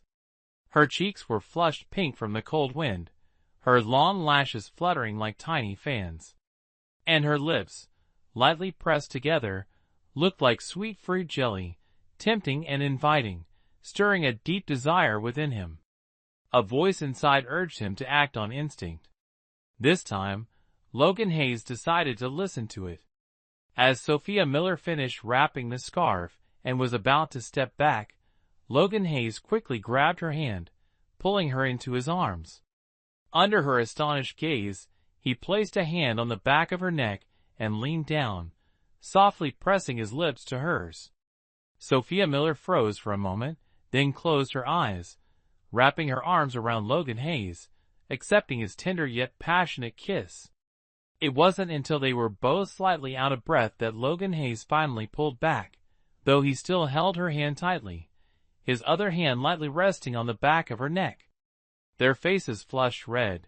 Sophia Miller and Logan Hayes gazed at each other, unblinking. In their eyes, the image of the other seemed to hold the entire world, beautiful and radiant, something they could never get enough of. Sophia Miller. Logan Hayes' voice was hoarse from the long kiss. From now on, I want you by my side every single day. All right. Have you thought it through? No backing out. I absolutely won't back out. A lifetime. It was just a lifetime, and she was willing to spend it all with him. The cold winter arrived once again. Logan Hayes took off his coat and draped it over Sophia Miller. Thank you. Sophia Miller wrapped the coat tightly around herself, closed her eyes, and tried to take a short nap. Sophia Miller. Logan Hayes frowned and called out loudly. Sophia Miller opened her eyes, looking at him in confusion. What's wrong? I'm cold, Logan Hayes whined. Sophia Miller silently stared at the guy wearing a sweater, fleece pants, a scarf, and earmuffs, yet still complaining about being cold. It's true, my hands are cold. Logan Hayes pitifully held up his hands, which he had secretly taken out of his gloves. Sophia Miller chuckled and waved him over. If you're cold, put your hands in the coat pockets. Logan Hayes instantly lit up, quickly moving closer and sliding his hands into the coat pockets. But this position. Sophia Miller found herself being hugged from behind by Logan Hayes, feeling his warmth, and peacefully drifted off to sleep. Meanwhile, Logan Hayes stayed in that position, burying his head into Sophia Miller's shoulder, pressing his cheek against hers, and falling asleep as well. What a perfect setup for something mischievous. Young man, you've once again wasted the opportunity carefully orchestrated by the author. Chapter 11. Grabbing the Wild Kid, Part 1, Sophia Miller regretted it. If seeing the phrase, "Love is more important than spoiling a movie," on the screen only left her slightly puzzled, then after being transported to this place, she truly felt regret the moment she opened her eyes. The stone-built ceiling above her left Sophia Miller utterly stunned. After scanning her surroundings, she went crazy. From a grand, luxurious mansion to a cramped stone brick room in an instant. Who could adapt to such a drastic change so quickly? She regretted ending her mission in the previous world too soon. How delightful it had been to play the role of an arrogant rich young lady. Sophia Miller stood up, silently vented her frustration at the wall for a while, and then began to piece together the storyline in her mind. Once she grasped the plot, Sophia Miller could only let out a dry laugh. This was a light-hearted farming story, but the male supporting character was set up as a beastly child. What's a beastly child? They're children raised by wild animals, with bizarre behaviors resembling beasts. While their appearance may look human, their actions are no different from wild creatures. And such a supporting character was merely a fleeting figure in the story, with appearances that could be counted on one hand. Moreover, the original plot didn't have any standout elements. It was filled with cliché drama and Mary Sue tropes. The female lead, Linda Evans, was a clumsy and slightly naive journalist struggling to make ends meet in the city. The male lead, Richard Stone, was a renowned blacksmith in the village, skilled, handsome, tall, and the dream man of many local women.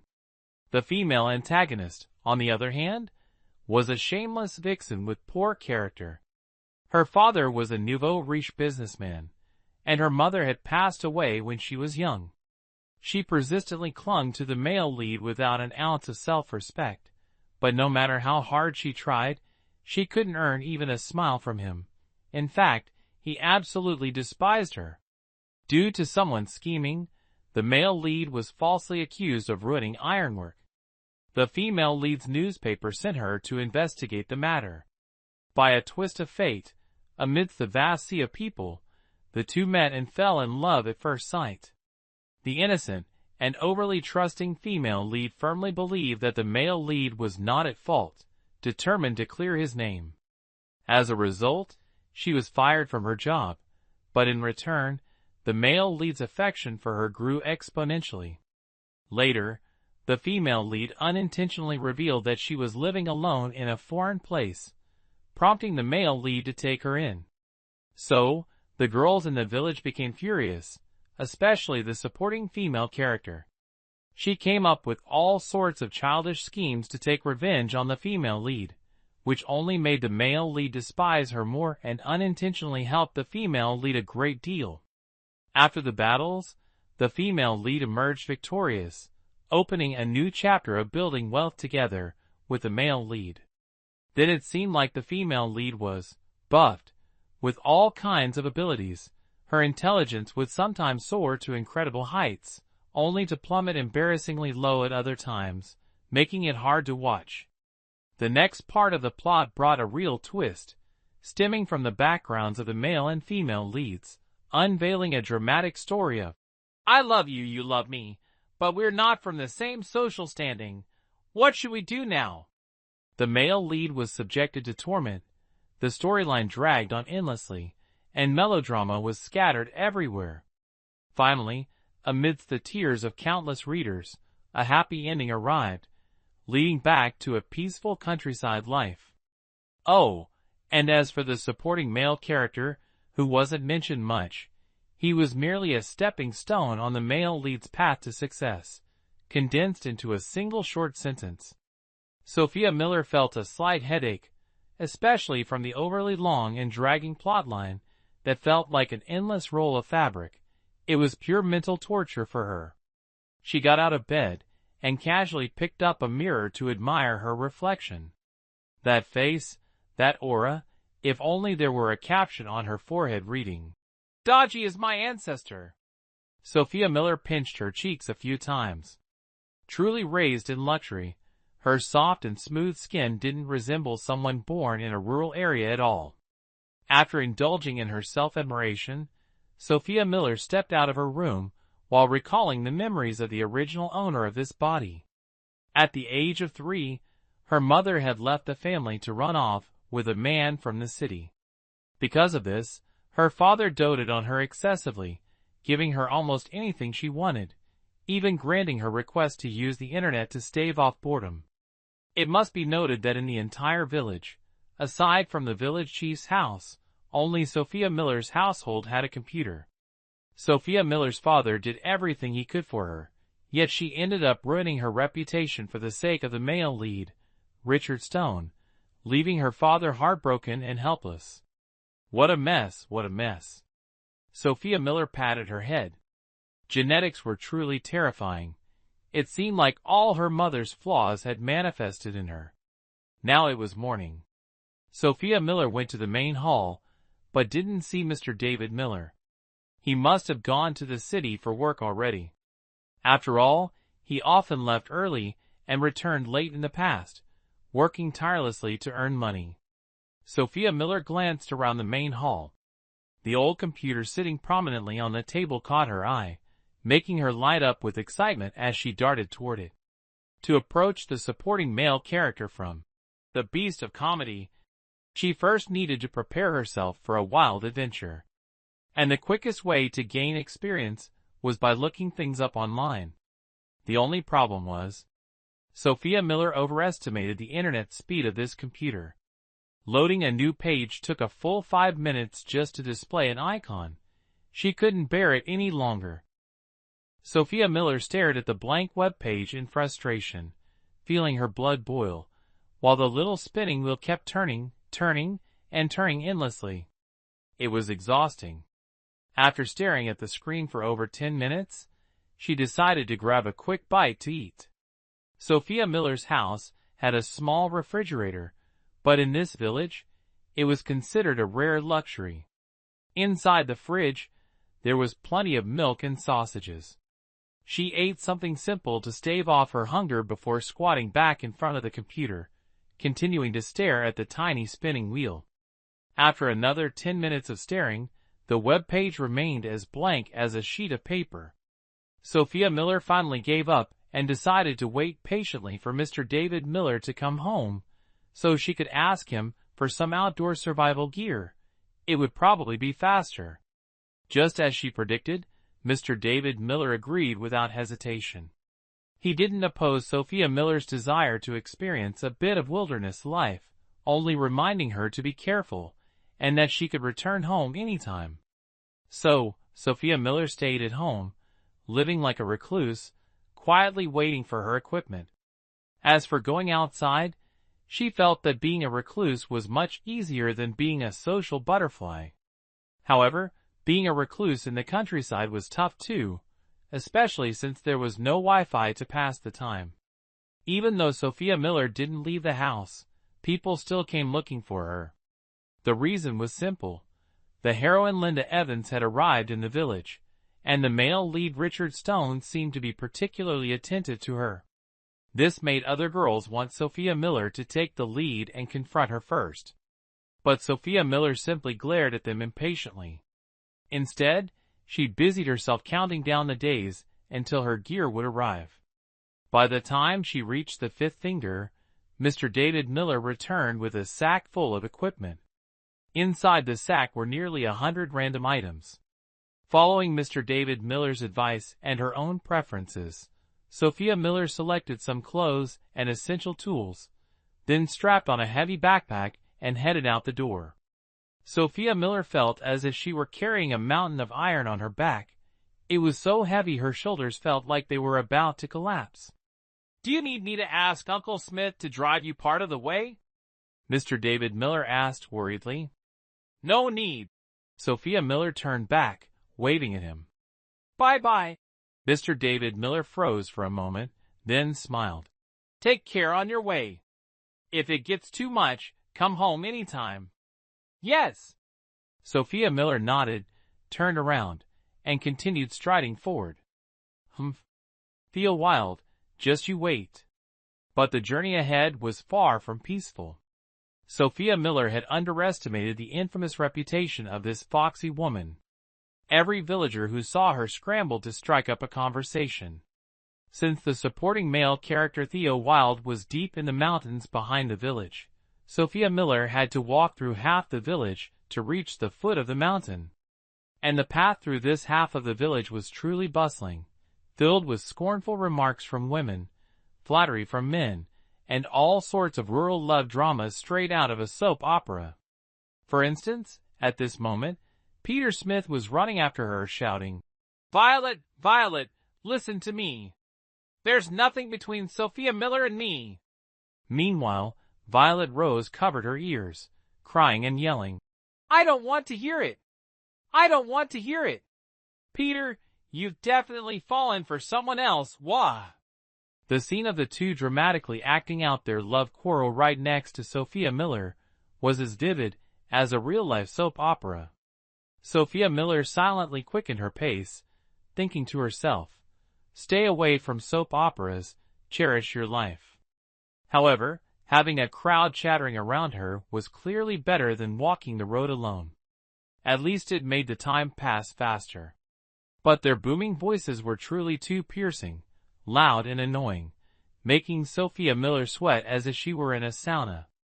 When Sophia Miller finally reached the foot of the mountain, she took a deep breath and wrung the sweat from her dress.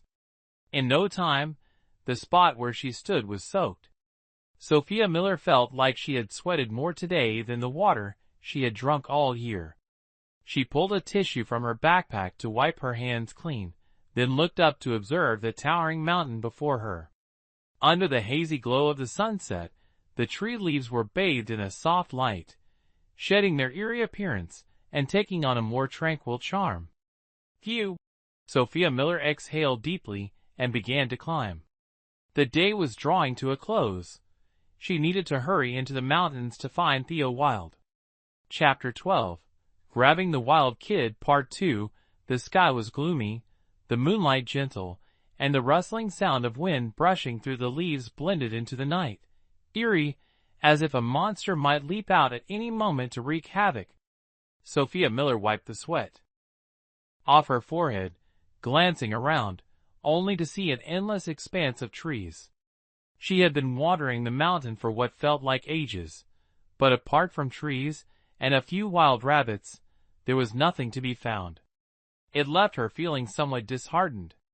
Since she couldn't find Theo Wilde, Her only option now was to find a place to rest.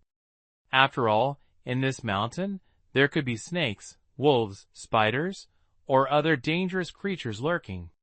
With that thought, Sophia Miller hoisted her heavy backpack and set off in search of a cave.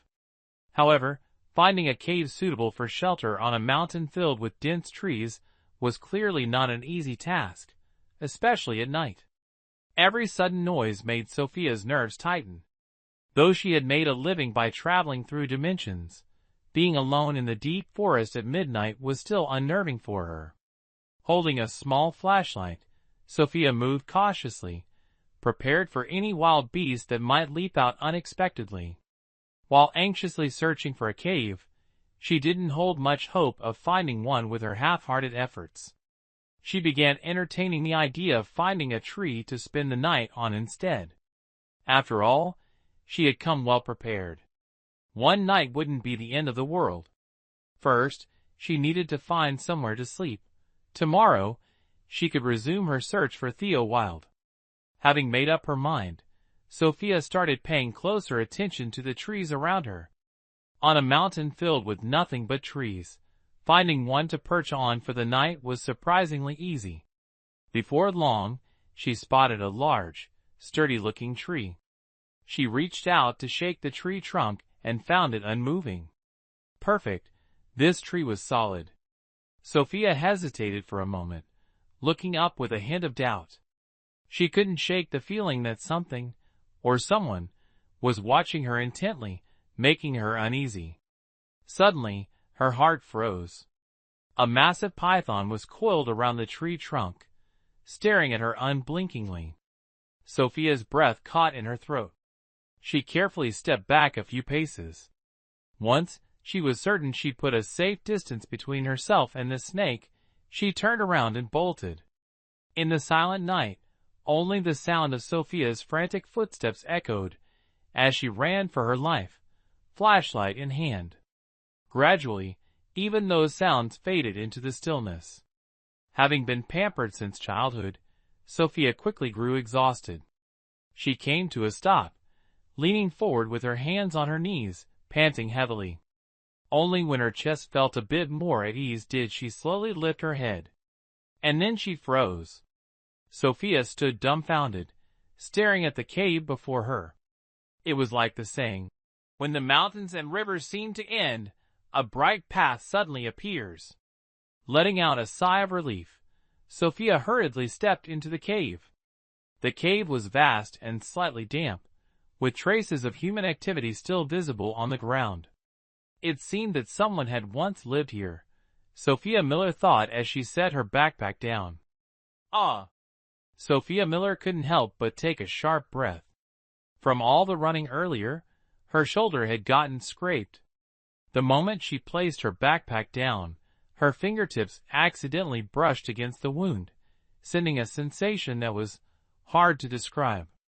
Tears welled up in Sophia Miller's eyes from the pain. She quickly took out a first aid kit from her backpack, carefully applied medicine, and bandaged the wound. Once done, she began to survey the area for a suitable place to sleep. The ground was slightly damp.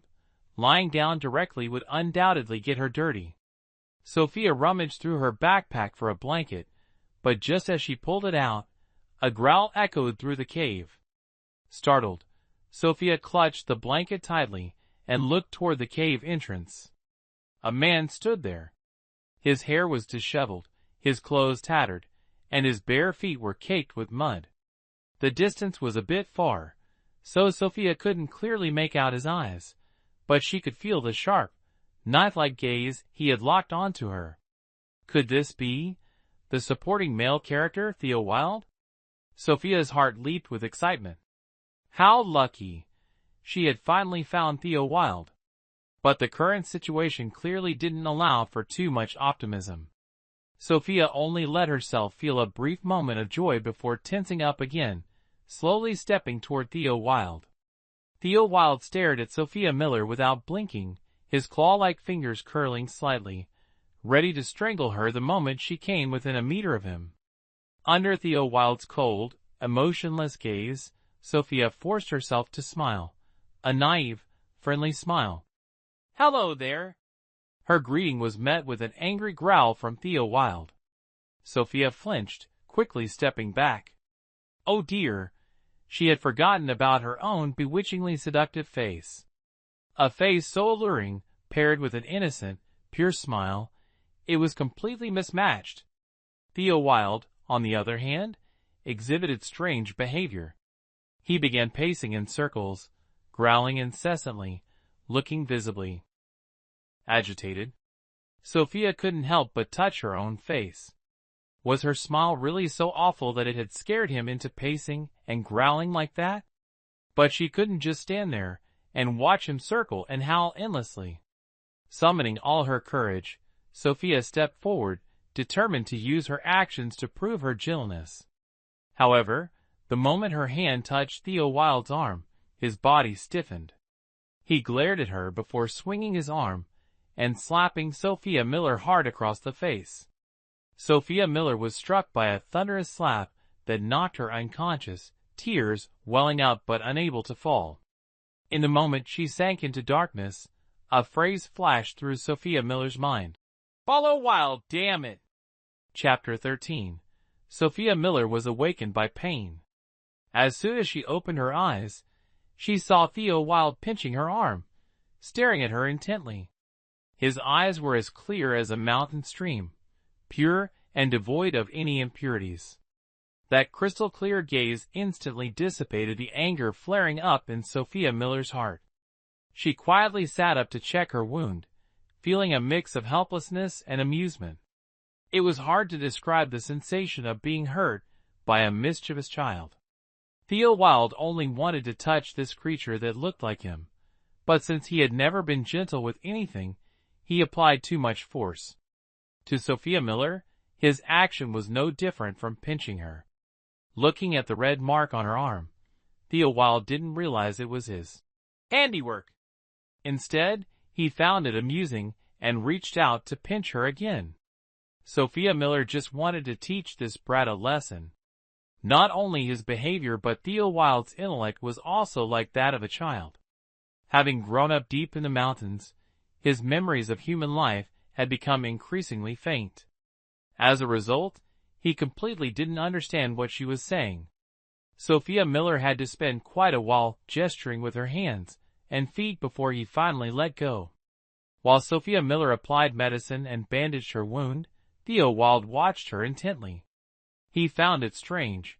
Though they looked similar, there were still differences. However, Theo Wilde couldn't quite articulate this sense of doubt. But they really were different, in so many ways. With the wound issue resolved, the matter of bathing arose.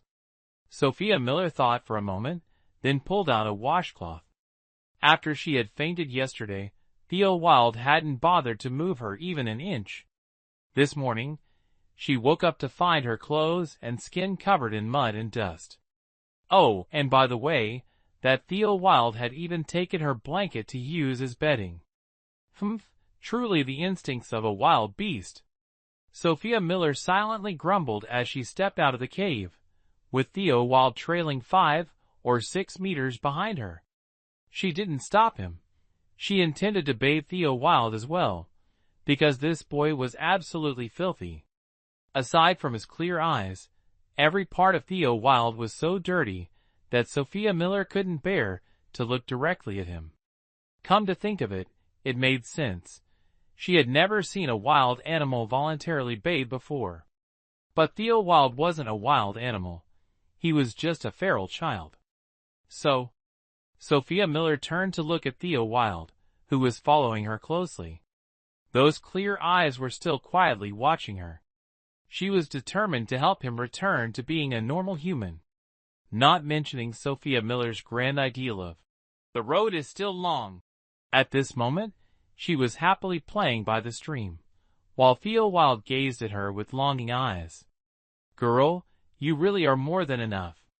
Sophia Miller acted as though she wasn't just playing around. It wasn't that at all. Certainly not just playing around. After thoroughly cleaning her face, fingers, arms, and every exposed bit of skin, Sophia Miller squinted in satisfaction, making her look even more like a sly fox. Theo Wilde, who had always been close to animals, approached her and stood by the stream, observing this little fox. Sophia Miller waved at him, signaling for him to come closer. Theo Wilde bent down, his fingers slightly curled, cautiously leaning toward her.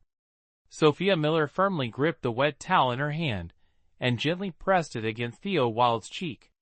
Just as Theo Wilde widened his eyes, preparing to raise his hand to slap hers away, Sophia Miller quickly used her other hand to pat his head, gently stroking it. With the naked eye, Sophia Miller could clearly see Theo Wilde's muscles tense up in an instant. However, after she stroked his head for over 10 seconds, he completely relaxed, even squinting his eyes and letting out a soft dot. He no longer cared that Sophia Miller was wiping his face. Sophia Miller thought about how stroking a bristling cat could calm it down, making it obediently lie still, letting people do whatever they wanted. That's why she patted Theo Wilde's head. Unexpectedly, the effect was so good. Indeed, the divine head massage lived up to its name. However, Sophia Miller found her hands greasy and dirty, which was truly unbearable. Looking at Theo Wilde's now clean face, though pale and covered in scars, Sophia Miller felt a pang of sorrow. He wasn't much older than her, yet he had endured so many hardships. She gently pressed her cheek against his. Theo Wilde froze for a moment, but with his wild instincts, he quickly rubbed his face against her hand. He couldn't describe the feeling. It was unfamiliar, something he had never experienced before. Just as Sophia Miller withdrew her hand, and before she could do anything else, Theo Wilde stepped back, looking at her in confusion. Then, he shook his head, signaling that he wanted her to pat his head again. Perhaps it was an illusion, but Sophia Miller thought she saw a hint of grievance in his eyes. Pat my head, please, pat my head again. The sorrow Sophia Miller had felt earlier diminished somewhat at Theo Wilde's actions. "Aw, being this adorable, is that even allowed?" Sophia Miller pointed at his head, then at the stream, before raising both hands to rub her own head. She smiled, withdrew one hand, ran the other lightly through her hair, and finally let her hand drop, tilting her head to look at Theo Wilde. After completing this series of gestures, Sophia Miller felt her intelligence had dropped significantly. Thankfully, the other party understood her meaning and obediently dipped his head into the stream. "Does it really have to be that honest? Oh heavens!" Sophia Miller quickly grabbed Theo Wilde's hand. Under his puzzled gaze, she gestured for him to lift his hand out of the water. Sophia Miller sighed, deciding to take matters into her own hands and wash Theo Wilde's hair herself.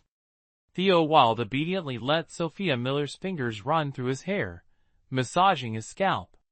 Under the blazing sunlight, he couldn't clearly see her face, only a vague outline. Suddenly, an image flashed in his mind, a creature resembling their kind, but not a fox. Its smile was entirely different from hers. But Theo Wilde couldn't remember who it was, only feeling a hazy sense of discomfort. It seemed, a long time ago, there had also been a creature that treated him the way this little fox did. But after that, he never saw it again. Chapter 14. Ever since Sophia Miller discovered that stroking Theo Wilde's head could make him obediently listen to her, she turned it into a habit. She constantly enjoyed patting his head. As for emotions, well, the more she patted, the more they would naturally develop. However, building affection was one thing, but filling one's stomach was another. Sophia Miller believed in the saying, "You can't preach on an empty stomach," so eating well remained a top priority. Thus, for the sake of her hunger, Sophia Miller had forgotten about stroking Theo's head and had been busy searching for food in the forest for over 20 minutes. Theo Wilde kept glancing at her longingly. Seeing that she still hadn't reached out to pat his head, he couldn't help but grab her hand. Sophia Miller paused, tilting her head in confusion. She saw Theo Wilde lean his head closer and nuzzle her palm, as if seeking affection. Sophia Miller was immediately defeated by his adorable demeanor. She withdrew her hand from Theo Wilde's grasp. Seeing his face fall, she placed her hand back on his soft hair and gently stroked it a few times. Theo Wilde's face instantly lit up, his eyes sparkling brightly. One could almost imagine a large, wagging tail behind him. Sophia Miller couldn't help but laugh. Ah, this feeling of raising a pet was truly magical. Theo Wilde blinked, frowning. Strange, his body suddenly felt uncomfortable, a little itchy. So, he reached out to scratch his skin. But as soon as Sophia Miller noticed his long, sharp nails, she quickly grabbed his hand, shaking her head to signal him not to scratch and let her do it instead. Those long nails could hurt him terribly. Sophia Miller thought to herself, while gently scratching the spot he had been itching. However, every time Sophia scratched, she could clearly feel Theo's muscles tense up. Was she using too much force? That couldn't be. She had been careful to control her strength. With a puzzled expression, Sophia Miller looked up and saw an extremely peculiar sight. Theo Wilde's face was flushed, and he was staring at her intensely. His once clear eyes now carried a hint of ambiguity, and combined with his dumbfounded expression, it was indescribably strange. Sophia Miller froze for a few seconds before quickly withdrawing her hand. She then briskly walked a few steps ahead, stopped, and turned back to wave at him to follow. Theo Wilde couldn't understand why he had been so agitated moments ago, to the point of wanting to smash things, only to suddenly calm down.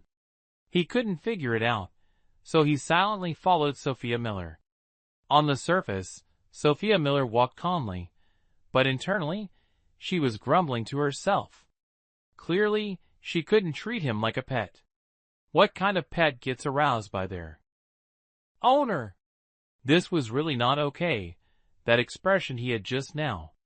After a morning of effort hunting, thanks to her companion Theo Wilde, Sophia Miller managed to gather a significant amount of game. However, since they didn't bring any bags, all the spoils had to be carried back to the cave by the two of them. Afterward, Sophia Miller dragged Theo Wilde to the stream to wash off the blood and dirt from both of them. Regarding the earlier incident, where a certain naive fool showed signs of arousal just from a little touch, Sophia Miller seemed completely unwilling to recall it. It was as if she had deliberately teased him, making it truly unbearable to look directly at him. Now that the two had calmed down, they were sitting inside the cave. Sophia Miller told Theo Wilde to stay put while she grabbed a knife and a bag, heading out to gather firewood. When she returned with a bag full of branches, Theo Wilde was still sitting in the same spot, his hands covered in blood, with several torn-apart wild rabbits lying in front of him. Sophia Miller felt her stomach churn, a wave of nausea rising within her. Theo Wilde tore off a rabbit leg and happily offered it to her, his eyes sparkling and his tail wagging excitedly, emitting an almost tangible glow of joy. Sophia Miller froze for a moment before it dawned on her. How could she have forgotten? Even though he was human, he had survived by behaving like a wild animal. To him, eating raw meat was entirely normal because, in his memory, there was no concept of cooked meat at all. Sophia Miller lowered her gaze, a tinge of sadness flickering in her eyes, as she shook her head at him, raising the bag of branches in her hand. But this time, Theo Wilde couldn't understand why Sophia Miller refused. His entire demeanor deflated, and the previously curled, fluffy tail behind him seemed to shrink in disappointment. Why? He had clearly offered her the best thing he had. Why didn't she want it? Looking at Theo Wilde, Sophia Miller felt as though storm clouds were swirling in her mind. She sighed, half amused and half helpless, crouching down to pat his head. When Theo Wilde looked up at her, she gently pressed her cheek against his. If patting his head could make Theo Wilde obedient, then pressing their cheeks together was the ultimate treasure to make him happy. Sophia Miller didn't do it often because the rarer something was, the more precious and special it became. Although Theo Wilde retained little memory of his time as a human, the act of pressing cheeks together was, for any creature, a gesture of extreme intimacy. Theo Wilde only knew he wanted to be close to her. Even if his body felt itchy, hot, and uncomfortable, it didn't matter. As long as he could stay by her side, he didn't care about anything else. As long as it was her, it had to be her. After successfully cheering Theo Wilde up, Sophia Miller took out some matches to start a fire. Theo Wilde sat quietly beside her watching. Several times, he tried to pick up the raw meat on the ground to eat, but each time, Sophia Miller shot him a stern glare, forcing him to reluctantly give up. Feeling that something was off but unable to figure out what, Theo Wilde obediently stayed put. Sophia Miller skewered the meat on sticks and placed them over the fire to roast. She casually brushed off the ash from her hands and instinctively reached out to pat Theo Wilde's head. But then she remembered that she had just washed his hair. Her hand froze midair. Under Theo Wilde's puzzled gaze, she pulled out a tissue from her backpack, wiped her hands clean, and then gently placed her hand on his head. Being patted by Sophia Miller, Theo Wilde felt utterly content, his tail wagging furiously once again. Looking at Theo Wilde's tattered clothes, Sophia Miller suddenly thought about dressing him in women's clothing. After all, in the depths of the mountains, no one would care about what he wore. Sophia Miller made up her mind. She would secretly change his clothes in the dead of night. Sophia Miller shivered slightly at the mere thought of Theo Wilde dressed as a girl, unable to picture it at all. She quickly shook off her wandering thoughts and flipped the piece of grilled meat over. The crackling sparks danced as the aroma of the meat spread everywhere. Sophia Miller couldn't help but take a deep breath, her hunger intensifying. Theo Wilde mimicked her, sniffing the air, only to have the mouth-watering scent fill his nose, making his stomach growl. Noticing Theo Wilde swallowing hard, Sophia Miller smiled and tore off a small, cooked piece of meat. Seeing his gaze fixed intently on the morsel, following her every movement, she smirked slightly, blew on it to cool it down, and brought it to his mouth. She then opened her mouth, signaling for him to do the same. Theo Wilde eagerly bit into the meat, letting out a satisfied mm as he closed his eyes in bliss. Seeing his delight, Sophia Miller grew even more enthusiastic, carefully picking up more pieces of meat for him, cooling each one to ensure he wouldn't burn himself. And so, Sophia Miller began feeding Theo Wilde, occasionally eating a piece or two herself. Feeling a sudden surge of nurturing instincts, she looked at Theo Wilde's adorable demeanor and no longer dwelled on her earlier thoughts, focusing instead on feeding him. In this way, one person fed while the other happily ate, and together, they cheerfully polished off the dishes. Theo Wilde felt utterly content, as if he were floating on air. Ah, delicious food and a beautiful fox girl both belonged to him. Chapter 15. The night was deep. Sophia Miller spread out the blanket, strictly forbidding Theo Wilde from wrapping it around himself. Under Sophia Miller's stern gaze, Theo Wilde reluctantly pulled his hand back, though he really wanted to drape the blanket over himself. But soon, his attention was drawn to the clothes Sophia Miller pulled out of her backpack. Sophia Miller took out a pair of comfortable long pants, and a white t-shirt printed with black letters, and a bold red-lip design. Sophia Miller thought the original owner's fashion sense was truly too modern, not resembling a rural person at all. After all, something as scandalous as red lips would certainly be despised by the conservative villagers. Ah, Sophia Miller suddenly felt admiration for Mr. David Miller, since he had prepared everything she needed. Shaking off her wandering thoughts, Sophia Miller looked up at Theo Wilde and held out the clothes to him. Theo Wilde blinked, looking at her with curiosity. Sophia Miller shifted the clothes to one hand, pointed at his tattered outfit with the other, paused for a moment, then shook the clothes in her hand. Theo Wilde's eyes widened. In a flash, he stripped off his ragged clothes and the worn-out shorts he was wearing. Sophia Miller's face turned crimson, burning with embarrassment. As a 17-year-old girl in her prime, how was she supposed to react upon seeing a naked man? Sophia Miller quietly turned her face away, handing over the clothes. Yes, at this moment, she could only pretend to admire the scenery. But the problem was, Theo Wilde had never worn proper clothes before. The outfit he had on was from when he was a child, and had since been torn apart due to his oversized frame. Thus, Theo Wilde simply assumed these were a substitute for the blanket Sophia Miller had offered earlier. Happily, he draped, or rather wrapped, the clothes around himself. And when Sophia Miller finally calmed down and turned back, she was greeted with this sight.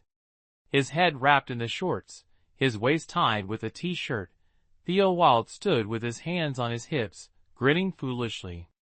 Who is this lunatic? This style is completely wrong. In the end, Sophia Miller had no choice but to personally help Theo Wilde put on the clothes. As for the specific process, Sophia Miller would rather not recall his increasingly suggestive expressions or the way Theo Wilde's little friend began to stir. For some reason, she couldn't shake the feeling that this mission might cost her chastity. Sophia Miller and Theo Wilde ended up sharing the same blanket, though Sophia Miller firmly insisted they sleep at opposite ends, just in case he got any wild ideas again. The original owner, who had been pampered since childhood, soon found her eyelids growing heavy. After all, she hadn't been able to lounge around at home all day as usual, and her body was clearly protesting. Sophia Miller barely had time to think. It's just been one day, before sleep swept her off to meet the Sandman. Sophia Miller was asleep, but Theo Wilde, accustomed to being active at night, lay restless, unable to drift off. He opened his eyes wide, staring at the ceiling of the cave, feeling a bit confused as to why he was sharing a sleeping space with this fox. He couldn't figure it out no matter how much he thought. Just hearing Sophia Miller's soft, steady breathing was enough to make Theo Wilde feel irritated and uneasy. It was too noisy, like the buzzing of insects near his ears. After frowning at the rock ceiling for over 10 minutes, Theo Wilde finally couldn't take it anymore. He stood up, annoyed, and glanced over at the fox girl sleeping soundly. In the darkness, he couldn't clearly see her face, only the faint outline of her figure. Theo Wilde crept closer, silently observing her face in the dim light. It was no longer dazzling and charming as it was when she was awake. Her sleeping expression was serene, blending with the gentle moonlight in an almost ethereal way, creating a breathtakingly beautiful scene. Theo Wilde stood mesmerized, staring at Sophia Miller's sleeping face. And there it was again. That strange, uncomfortable feeling in his body. It was as if an invisible hand was gripping his heart, making his entire body tremble and grow numb. Swallowing hard, Theo Wilde's eyes burned as they fixated on Sophia Miller's lips, glistening faintly under the moonlight. He wanted it. Slowly, Theo Wilde leaned closer, then lowered his head, lightly licking Sophia Miller's lips. The moment he finished, Theo Wilde quickly straightened up, stepping back a few paces. His cheeks flushed red as he stared at Sophia Miller's lips. Now, they were moist and shimmering under the moonlight. He wanted more.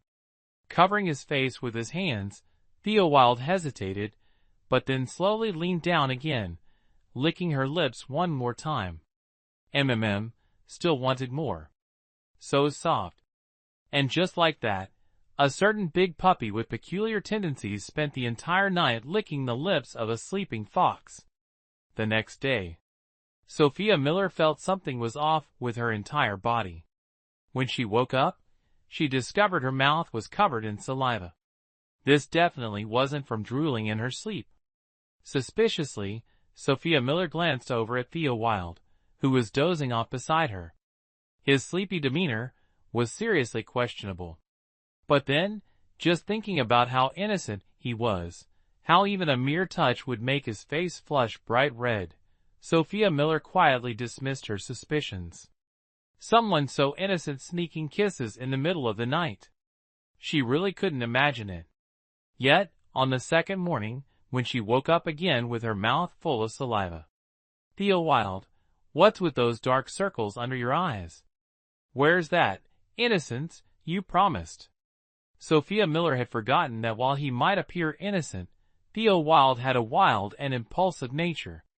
After much thought, Sophia Miller decided to use the silent treatment to express her dissatisfaction with Theo Wilde.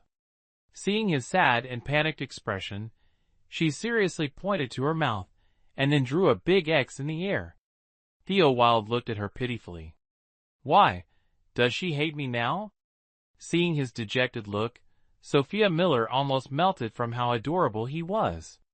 She was just about to reach out and pat his head when Theo Wilde leaned over on his own and gave her cheek a quick lick, as if trying to make amends.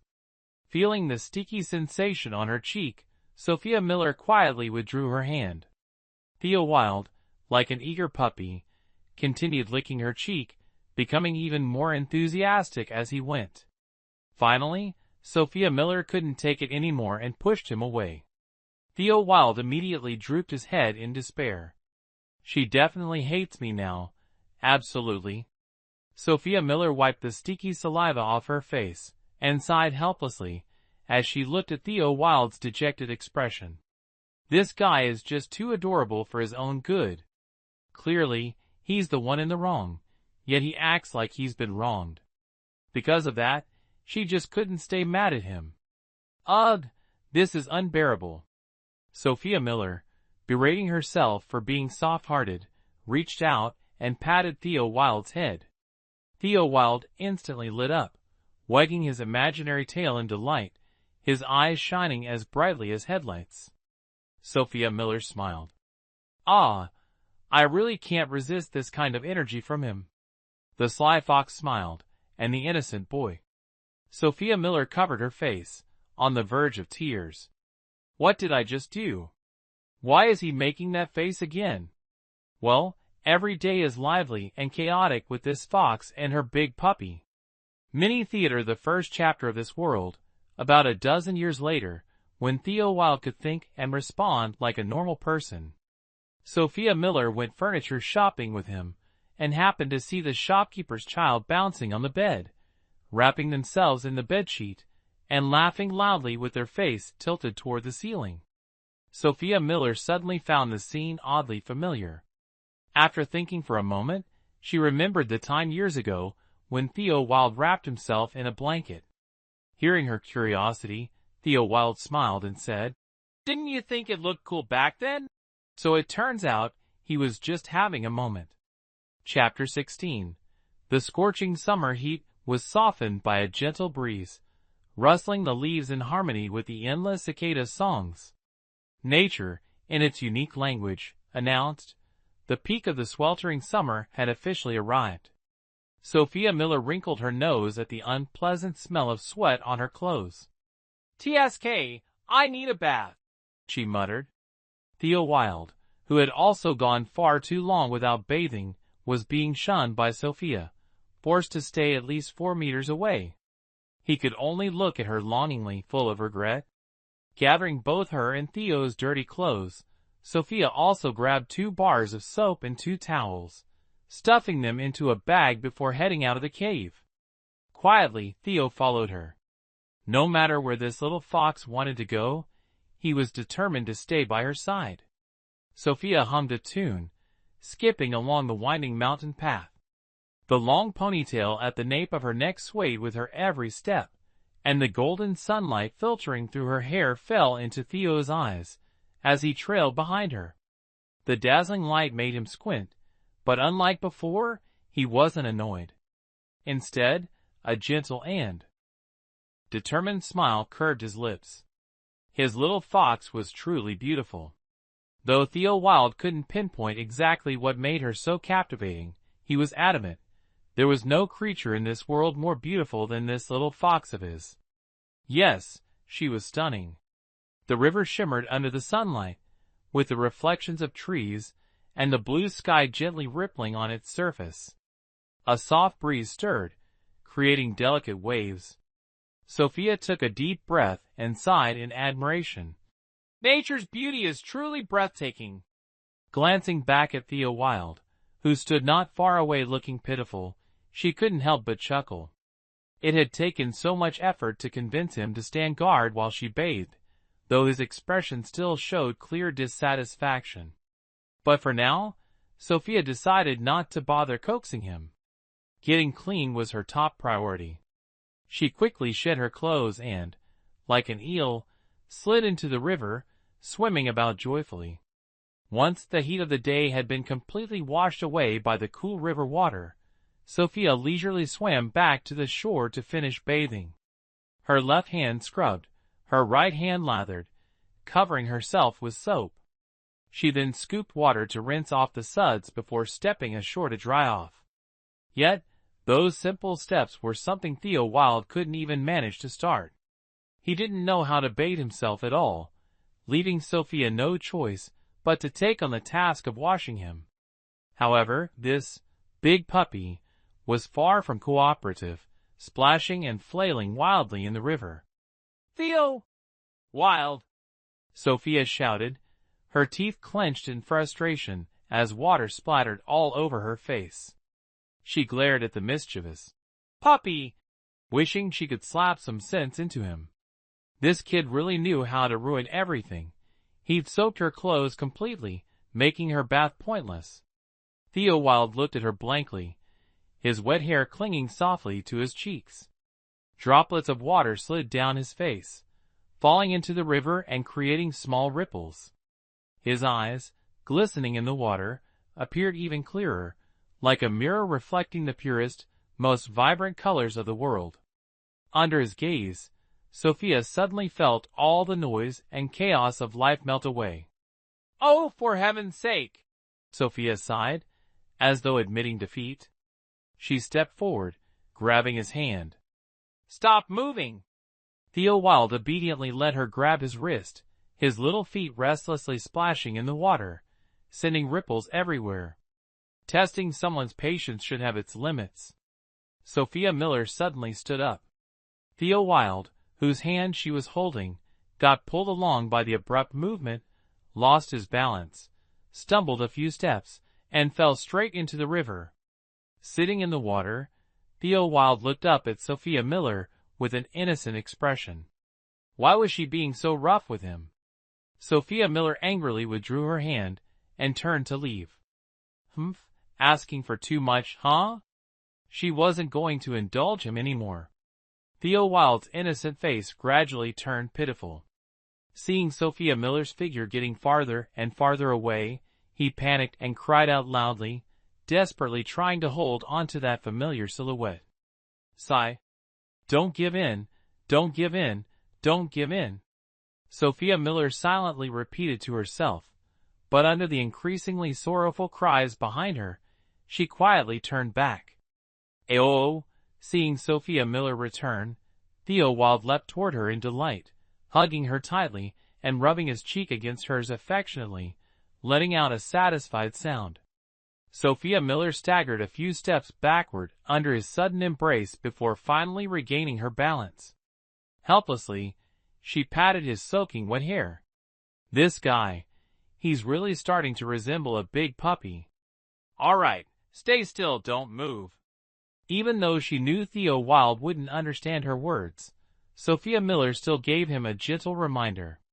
Theo Wilde played with Sophia Miller's hair, intently examining the strands in his hand. For once, he was unusually well-behaved, making Sophia Miller find him irresistibly endearing. Sophia Miller gave Theo Wilde a quick towel-off. Perhaps because his attention was entirely focused on her hair, he didn't blush or act shy as he usually did, even with such close contact. Well, that's a relief. Still, Sophia Miller was a bit concerned. With such dry weather, if this guy couldn't control himself, her chastity might be at risk.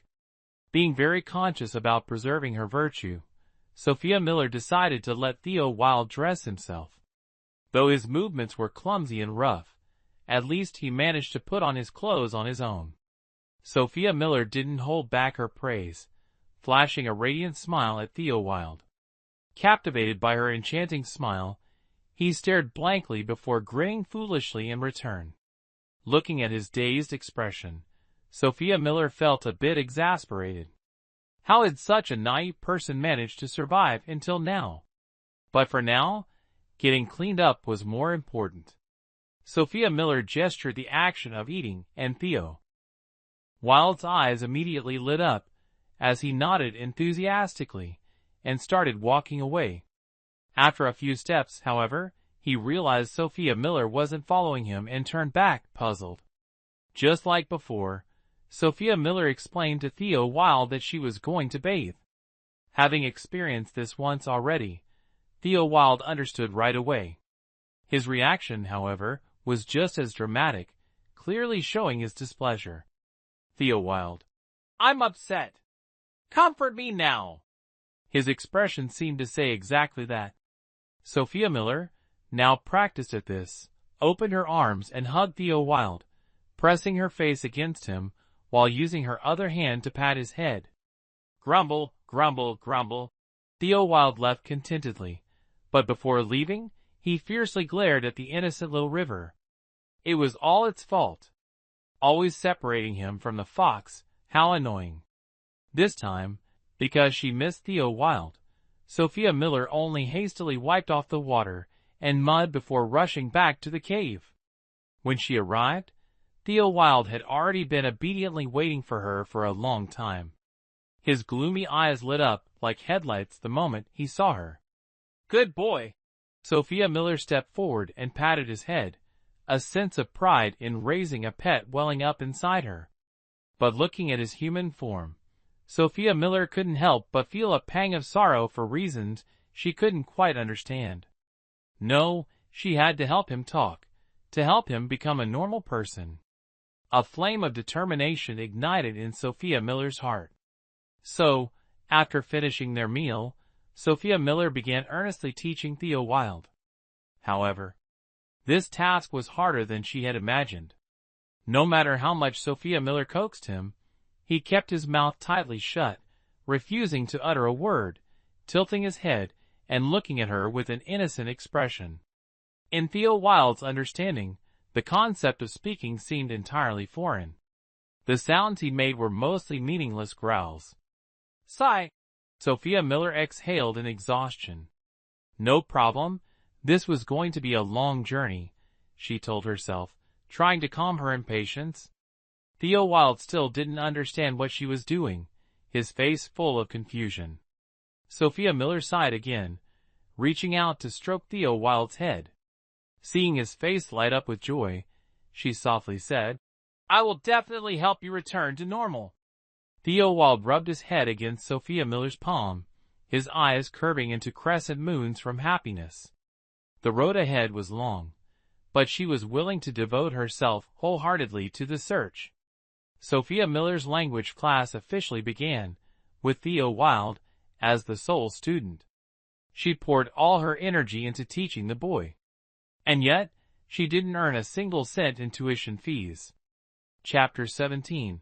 Time flows like water, quietly slipping away. Events that seemed to have just happened yesterday now feel like they belong to a distant past. A month, neither long nor short, is merely 4 weeks, just over 30 days. Yet, these 30-some days have changed so many things. For instance, the fox has become more like a wild fox, and the large dog has grown increasingly like a pet.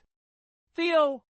Amidst a field of brilliant yellow flowers, the hem of a young girl's dress fluttered in the wind. Her voice, along with her long black hair flowing freely, blended into the air. Not far away, a young boy with soft, slightly long black hair smiled brightly as he ran toward her. His attire was notably feminine, contrasting sharply with his tall frame, making him appear somewhat out of place. Yet, despite the oddity, his radiant smile was irresistibly captivating. Sophia Miller reached out her hand, placing it on Theo Wilde's head before gently stroking his soft black hair, as she always did. Theo Wilde still couldn't speak, but he had come to understand much of what Sophia Miller said. For example, Theo was his name, Sophia referred to her. Don't meant he wasn't allowed to do something, and good meant he had done well. He was trying hard to adapt to this unfamiliar world, as long as it made her happy. Why did you run here? Sophia Miller asked again, using both body language and concise words to repeat her question. Theo Wilde pointed at her, then to his own eyes. You saw someone who looks like me? Sophia Miller asked. Theo Wilde nodded, then gestured with his hand. You followed her here? Theo Wilde nodded again. Sophia Miller froze, a sense of unease rising in her heart. Did she see you? Theo Wilde shook his head, smiled faintly, and rubbed his cheek against hers. Sophia Miller understood. This was his way of being affectionate, indicating that he wasn't easily noticed by others. Sophia Miller smiled and led Theo Wilde back to the cave. Theo Wilde was no longer as easily flustered by her sudden smiles as he once was. A month of living together had made him a little calmer. Sophia Miller silently wondered if the person he had seen could be the female lead. If her calculations were correct, this might be the time when the female lead was harmed and brought to the mountain. But Theo Wilde didn't seem to have been noticed by her. Or maybe he had? Who could predict what tricks the godlike scriptwriter might pull? Either way, it would be best to stay in the cave for the next few days. After all, no one could rival the protagonist's aura. Speaking of which, Sophia Miller suddenly remembered her promise to inform her father that she was safe. Oh no, it's been a month already. Who could she ask to deliver the message now? Moreover, she couldn't go too far. Otherwise, she might encounter the female lead. Sophia Miller truly felt like crying, but had no tears left. In the original storyline, the female lead Linda Evans was tricked by the village girls and ended up deep in the mountains. While wandering around, she accidentally ran into Theo Wilde. Captivated by Linda Evans' innocent and pure smile, Theo Wilde greeted her with a friendly smile. Unfortunately, Linda Evans didn't perceive any goodwill from him and fled in fear, only to encounter the male lead, Richard Stone, who was searching for her on her way back. However, after calming down and reflecting, Linda Evans, being a journalist, grew curious about the incident and decided to use the opportunity to write an article to regain her job. Thus, she ventured back into the deep mountains once again, and Theo Wilde was easily found by her. Under the female lead's aura, Theo Wilde let his guard down and was betrayed by Linda Evans. Thanks to the article, Linda Evans gained immense fame, while Theo Wilde disappeared without a trace after her rise to prominence. The story only briefly mentioned that. The authorities later intervened and took him away, leaving it at that. If the original work had clearly explained Theo Wilde's fate, Sophia Miller wouldn't feel so anxious and terrified now. The most frightening thing isn't a known tragedy, but the fear of the unknown. Theo! Theo! Sophia Miller slapped her forehead and looked around. Theo Wilde had disappeared again. Over the past few days, the two had lived peacefully together, which made Sophia Miller slightly let her guard down. She ventured out of the cave alone to find someone to send a message, but not only did she fail to find anyone, upon returning, Theo Wilde was no longer in the cave. As she pondered whether some higher power of the script was at play, Sophia Miller began searching for Theo Wilde. Once again, she proved the saying, "When you plant flowers with care, they refuse to bloom, but when you unintentionally plant willows, they flourish." After wandering for a while, she encountered a villager hurriedly heading somewhere. "Wait, sir!" Sophia Miller quickly ran over. "Do you know me?" The villager stopped and looked at her suspiciously. "Sophia Miller? Why are you in the mountains?" "Oh, I'm just experiencing life. Sophia Miller diverted the topic. Could you let my father know that I'm safe? The villager's gaze grew even more peculiar, but fortunately, he didn't say much and simply nodded in agreement. Thank you, Sophia Miller smiled. Just tell him I'm fine. The villager glanced at her and muttered, Young girls should go home early. Don't let your family worry. Before hurrying off. Sophia Miller stood there in a daze, only snapping out of it after the villager's figure disappeared from sight. He's right. She couldn't stay in the mountains forever. Sophia Miller scratched her head, feeling like too many things had happened recently. Never mind, she thought. Let's just find Theo Wilde first and figure it out later. She continued walking, searching for Theo Wilde. Finally, Sophia Miller found Theo Wilde in a cave. Turns out, he had returned here. She had been searching endlessly for him. But as soon as her eyes met Theo Wilde's clear gaze, Sophia Miller helplessly reached out to pat his head. Sigh, she was truly defeated by his silly charm. Where did you go? Sophia Miller squatted down in front of him, carefully checking to see if Theo Wilde had anything on him. Theo Wilde shook his head, the corners of his mouth curving into a smile, his eyes sparkling. Huh? Sophia Miller froze for a moment. Had Theo Wilde learned how to hide things now? Theo Wilde reached out to hug her, burying his face into her shoulder, the joy in his eyes shining like fragments of stars, bright and dazzling. He wanted to give her a surprise, though the time to prepare it took a little longer than expected. But it didn't matter. He was still willing to spend all the time preparing. He believed she would be happy. Mini classroom skit of Sophia Miller's language lesson. Sophia Miller. Come on, repeat after me. Theo. Theo Wilde? Sophia Miller. Men. Theo. Theo. Theo. Theo Wilde. Me. Me. Sophia Miller. Chapter 18. A week passed peacefully. Early in the morning, Sophia Miller pulled Theo Wilde along to bathe. At this point, Theo Wilde could already bathe himself, though he still didn't know how to control his strength, often scrubbing.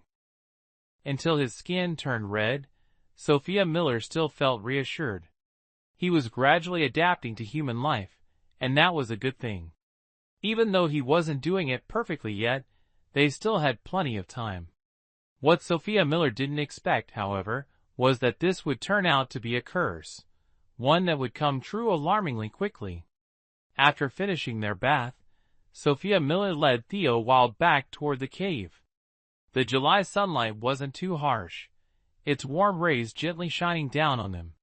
Tiny droplets of water still clinging to the tips of their damp hair were swept away by the soft breeze, disappearing into the warm sunlight. Sophia Miller. Mr. David Miller stood basking in the sun, his face glowing under the golden light. He stood beneath a tree, accompanied by a few bodyguards dressed in black. Sophia Miller suddenly felt that Mr. David Miller seemed unfamiliar. His face no longer held any trace of kindness, only a cold, stern demeanor. Father! Sophia Miller stepped forward, shielding Theo Wilde behind her. Why are you here? Hearing Sophia Miller's address, Mr. David Miller's eyebrows twitched slightly, as if he were moved. But after hearing her question, his brows furrowed tightly.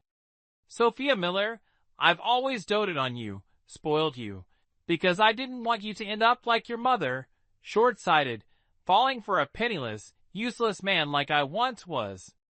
And after marrying, she regretted it, left to follow a wealthy man in the city, and ultimately brought disgrace upon herself.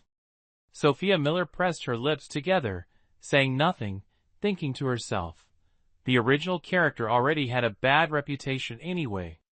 I raised you in luxury because I wanted you to have everything you desired.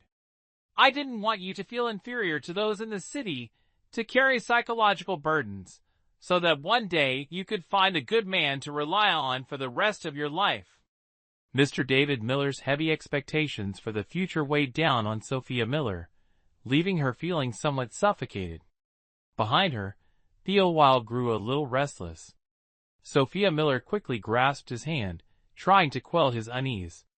Mr. David Miller's sharp eyes caught sight of the two holding hands, and his anger grew. His tone turned slightly mocking. Sophia, it seems I've spoiled you too much in the past. You actually dared to live with this wild man.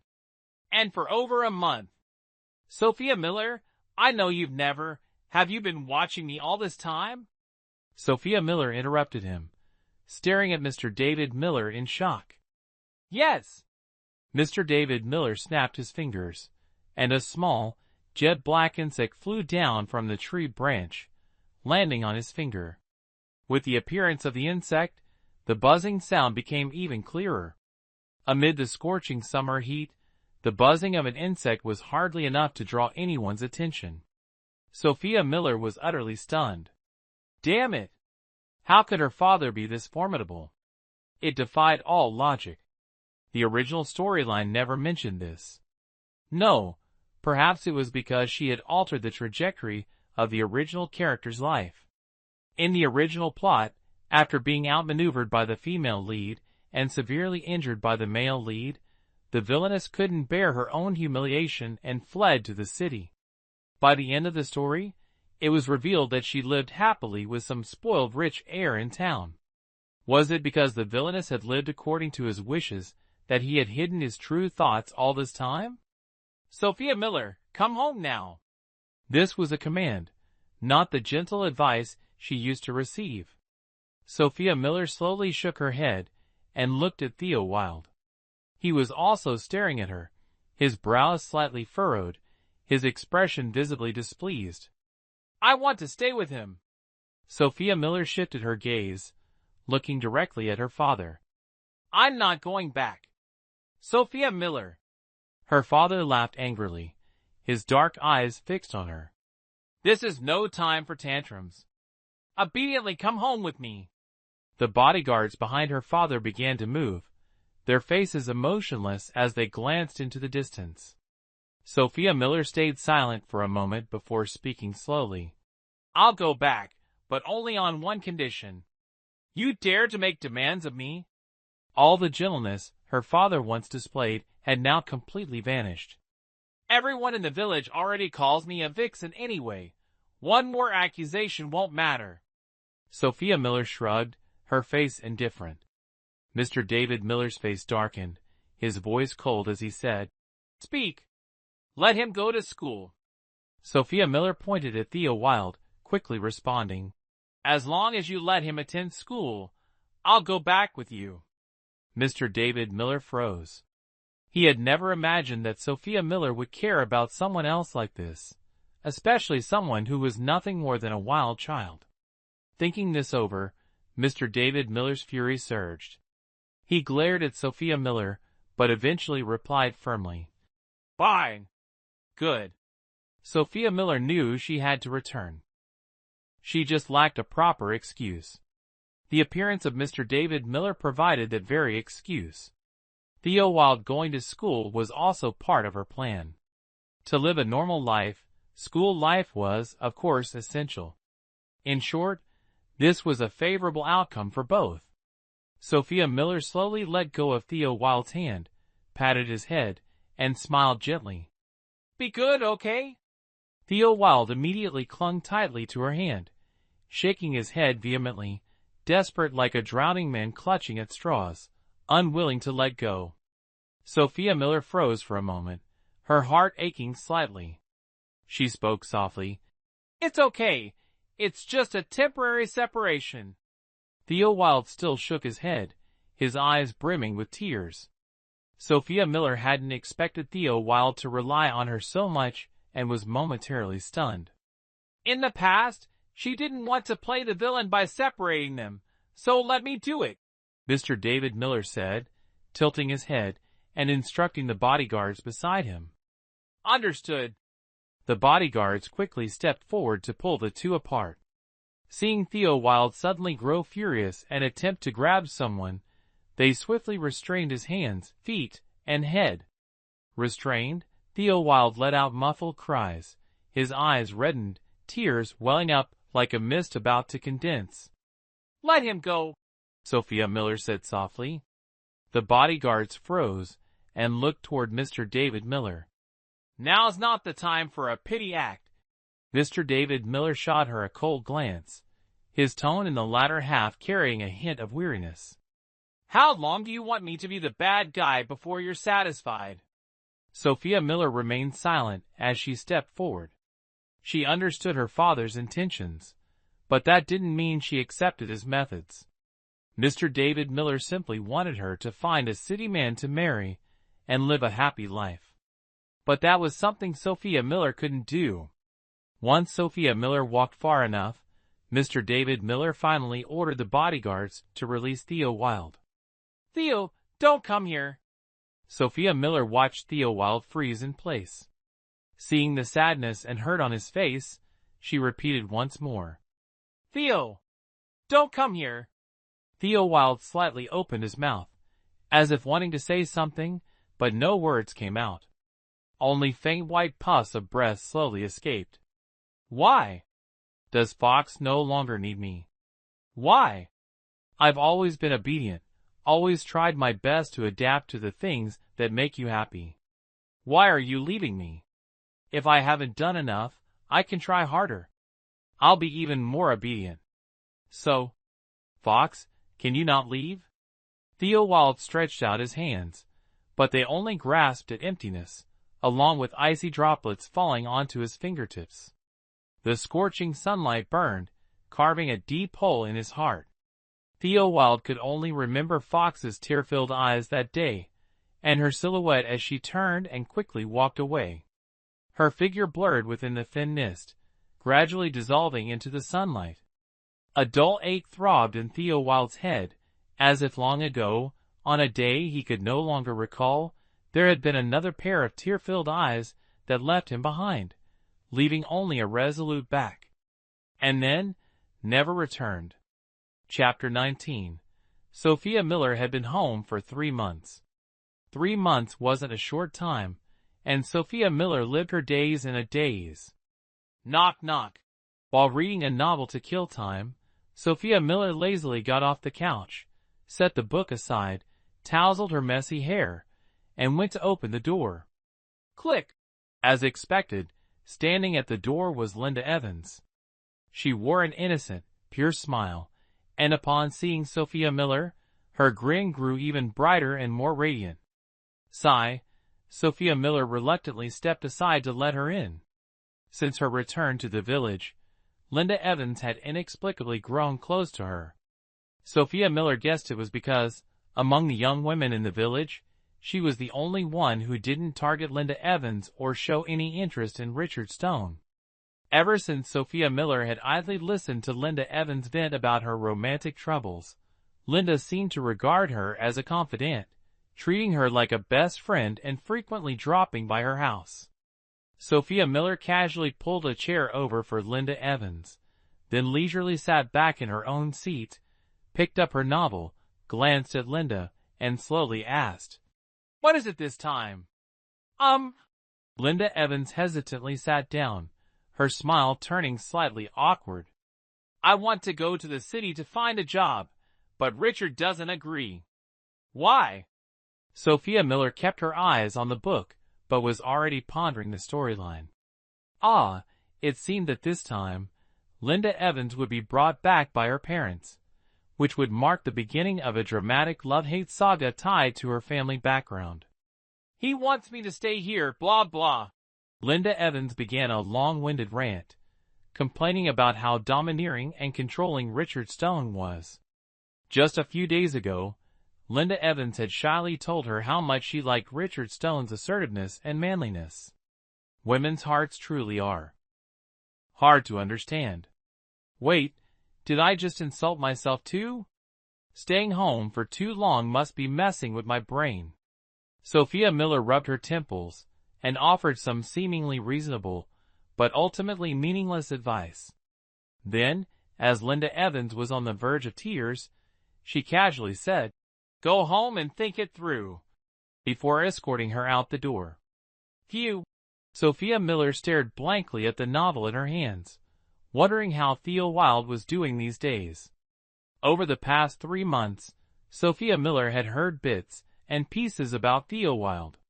Hearing about his struggles and efforts made her feel a pang of sadness, but Theo Wilde had been overly dependent on her, which wasn't healthy. The first step for him to become a normal person was to adapt to collective life. After all, in this world, there wouldn't be many people as kind, understanding, and tolerant of him as she was. He couldn't change the world, so the world would have to change him.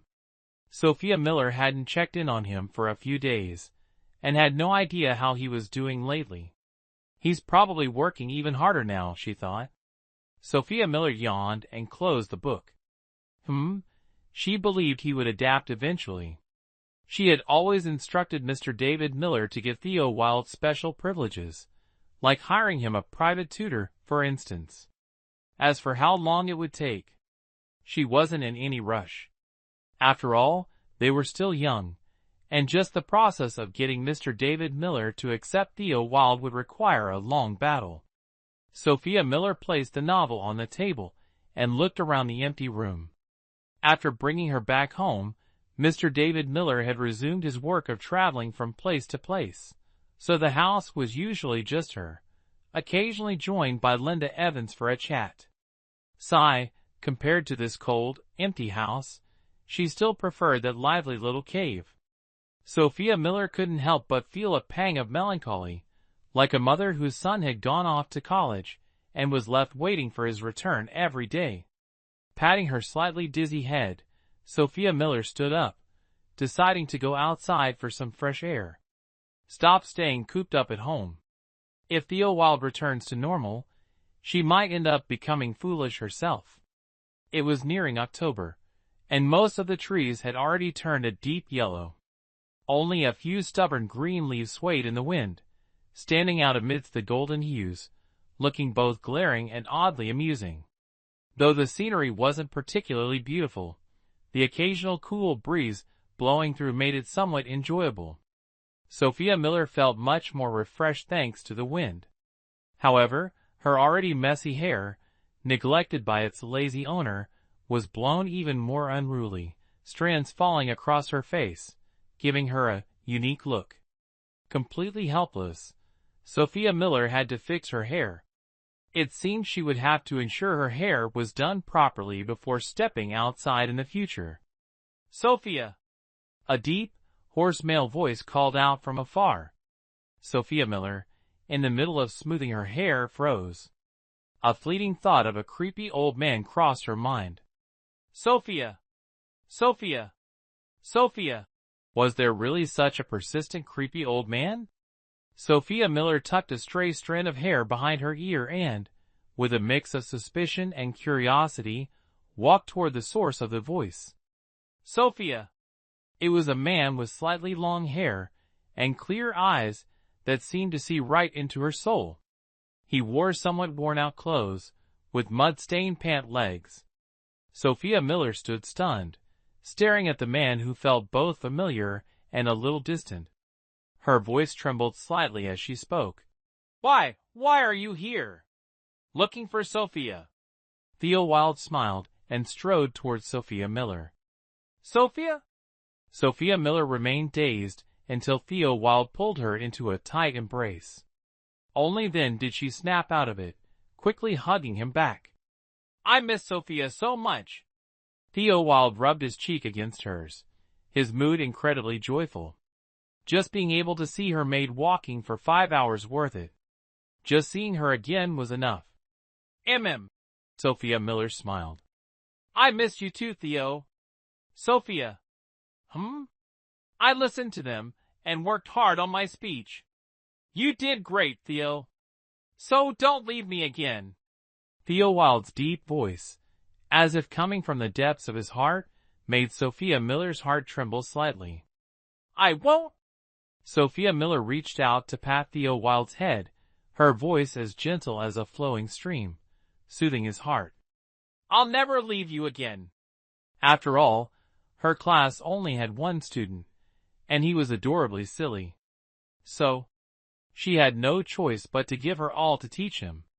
Mini theater on appearance issues. One day, Theo Wilde was watching an animal documentary.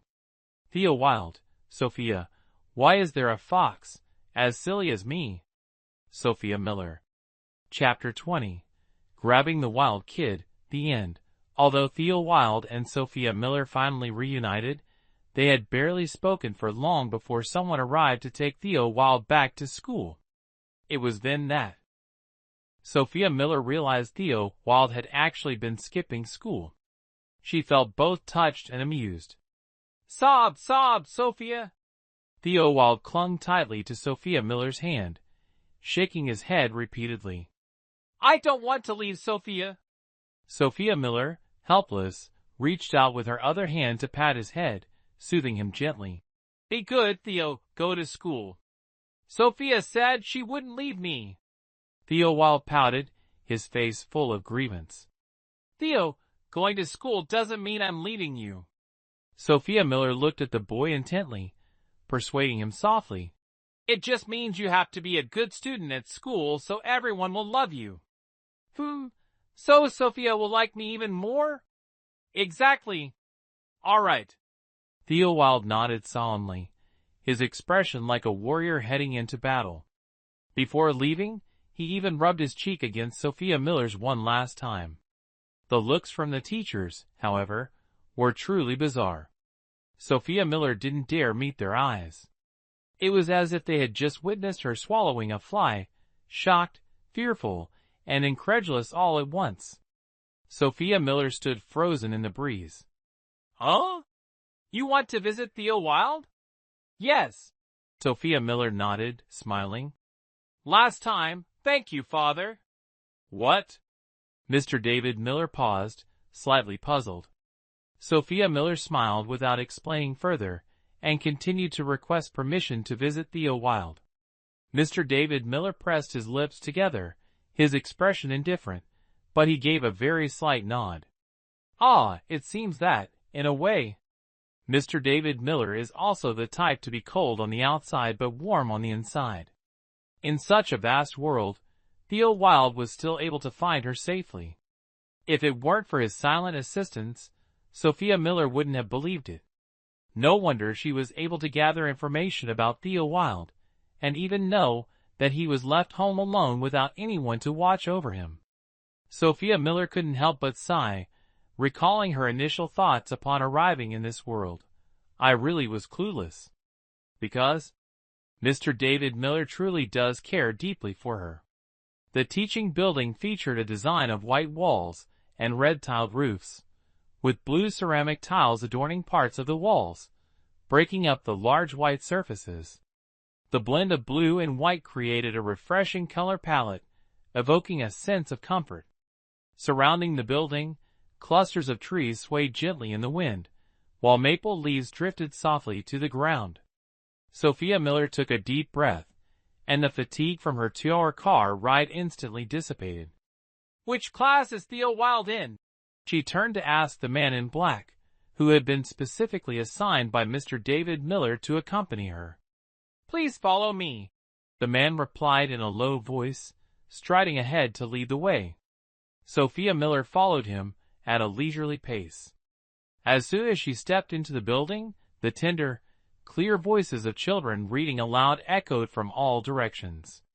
Immersed in the chorus of young voices, Sophia Miller paused for a moment, feeling a bit overwhelmed by the abrupt change in atmosphere.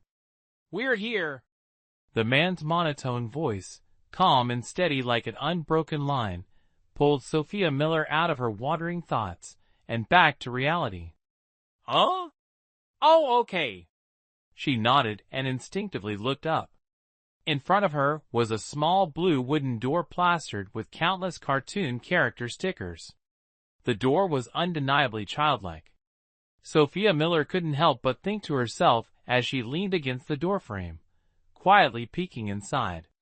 The man in black silently observed her actions, his expression unchanging, before shifting his gaze elsewhere. Due to his short stature, Theo Wilde was seated in the back row. His face was serious as he listened to the teacher, his small mouth moving as he read along with her. From her position a little too far away, Sophia Miller discreetly moved to the back of the classroom, peering through the window to observe Theo Wilde, a well-behaved elementary school student, attentively listening to the lesson. Sophia Miller smiled in satisfaction and nodded approvingly. But her smile froze in less than 2 minutes. "Ah! Theo Wilde, you ugly brat! How dare you bite me? I'll never forgive you! Ah, shut up!" Sophia Miller silently observed the chaotic scene inside. Theo Wilde was fighting with a chubby boy. Taking advantage of his taller and stronger build, Theo pinned the chubby boy down and bit hard into the boy's thick, wobbling layer of fat. All right then. Even well-behaved elementary school kids have their moments of anger. Theo Wilde and the chubby boy were taken to the office, where their parents were called. As Theo Wilde's guardian, Sophia Miller arrived. Theo Wilde's sullen face lit up the moment he saw Sophia Miller. The boy practically leaped into her arms, happily rubbing his cheek against hers. Sophia Miller reluctantly patted his head, then glanced at the others in the room. Ignoring their confused expressions, she calmly spoke. "This time, Theo was at fault, and I apologize. But after all, it's just kids fighting. Let's not take it too seriously." "Humph, don't think she didn't notice how that chubby kid had been pestering Theo Wilde. He got angry when Theo ignored him and resorted to insults. This wasn't Theo's fault. The chubby kid brought it upon himself. Sophia Miller wasn't biased toward Theo. Absolutely not even a little. The chubby boy's parents were the perfect representation of like parent, like child. There was no such thing as the heaviest weight, only heavier. What was even scarier was the boy's mother, who had caked her face with thick makeup. When she got agitated and opened her mouth, her layers of fat jiggled, causing bits of powder to fall off. "Ha, this girl is ridiculous. What do you mean kids fighting?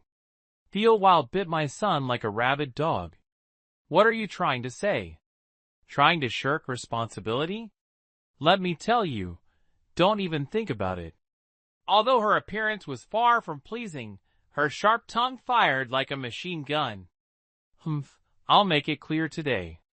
Theo Wilde must apologize to my son and pay for medical expenses, emotional damages, compensation for injuries, and even transportation fees. If you can't do that, don't think about leaving." The chubby boy's father, a frail-looking man with the appearance of a delicate scholar, nodded in agreement, echoing, Yes, exactly. If you don't pay, don't expect to leave peacefully."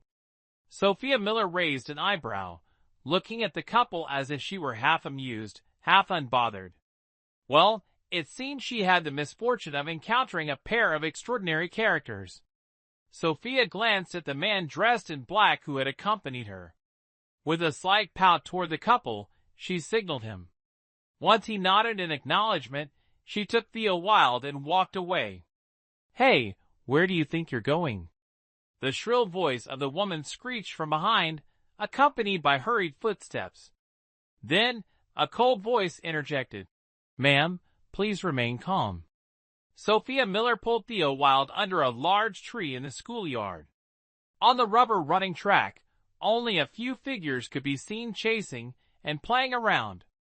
The small bodies ran and jumped about freely, as if the entire atmosphere was filled with laughter. Although Sophia Miller doted on her little Theo, seeing his naive demeanor and silly grin still made her feel exasperated. Hey, you just bit your classmate and hurt them. And now you're just grinning foolishly like this. Thinking it over, it wasn't entirely Theo Wilde's fault. Who could blame him when Sophia Miller suddenly appeared out of nowhere? The boy missed her so much it hurt, and her unexpected arrival made him so overjoyed he didn't know how to express himself. Sophia Miller pondered for a moment and felt that Theo Wilde's current state could only be described as having no sense of right or wrong, acting purely on wild instincts. This was definitely not okay. No matter what, she had to make him understand that this behavior could not be repeated. As she thought this, Sophia Miller's smiling face suddenly stiffened. Theo Wilde, completely oblivious, happily edged closer, wearing an expression that said, "Do whatever you want with me." But after waiting for a while without any reaction from Sophia Miller, he looked up in confusion. Seeing her cold and displeased face, the boy quickly panicked. Don't be mad." Theo Wilde cautiously tugged at the corner of Sophia Miller's shirt, his eyes welling up with tears, seemingly about to overflow. "Don't bite people anymore, all right?" Sophia Miller's expression softened. "Okay." Theo Wilde nodded quickly, hesitated for a moment, then looked up with tearful eyes. Can you smile again?" Sophia Miller, helpless, gave him a faint smile. Theo Wilde's eyes curved into crescents as he beamed, his tear-filled eyes shimmering like twinkling stars. Whatever she wanted him to do, he would do it, as long as it meant he could see her smile more often. Going to school was fine. Not biting people was fine. Listening to the teachers was fine. He would do it all if it meant she would smile at him. He didn't know how far, forever, stretched, but he wished it was farther than the distance from school to her home, and even farther than that. So that smile would always bloom on her face. Forever. Subduing the Wild Child completed, extra chapter, discussing the proper way to handle the chubby kid. "Why are you causing trouble again?" Sophia Miller helplessly walked toward Theo Wilde. Theo Wilde immediately beamed and pounced on her.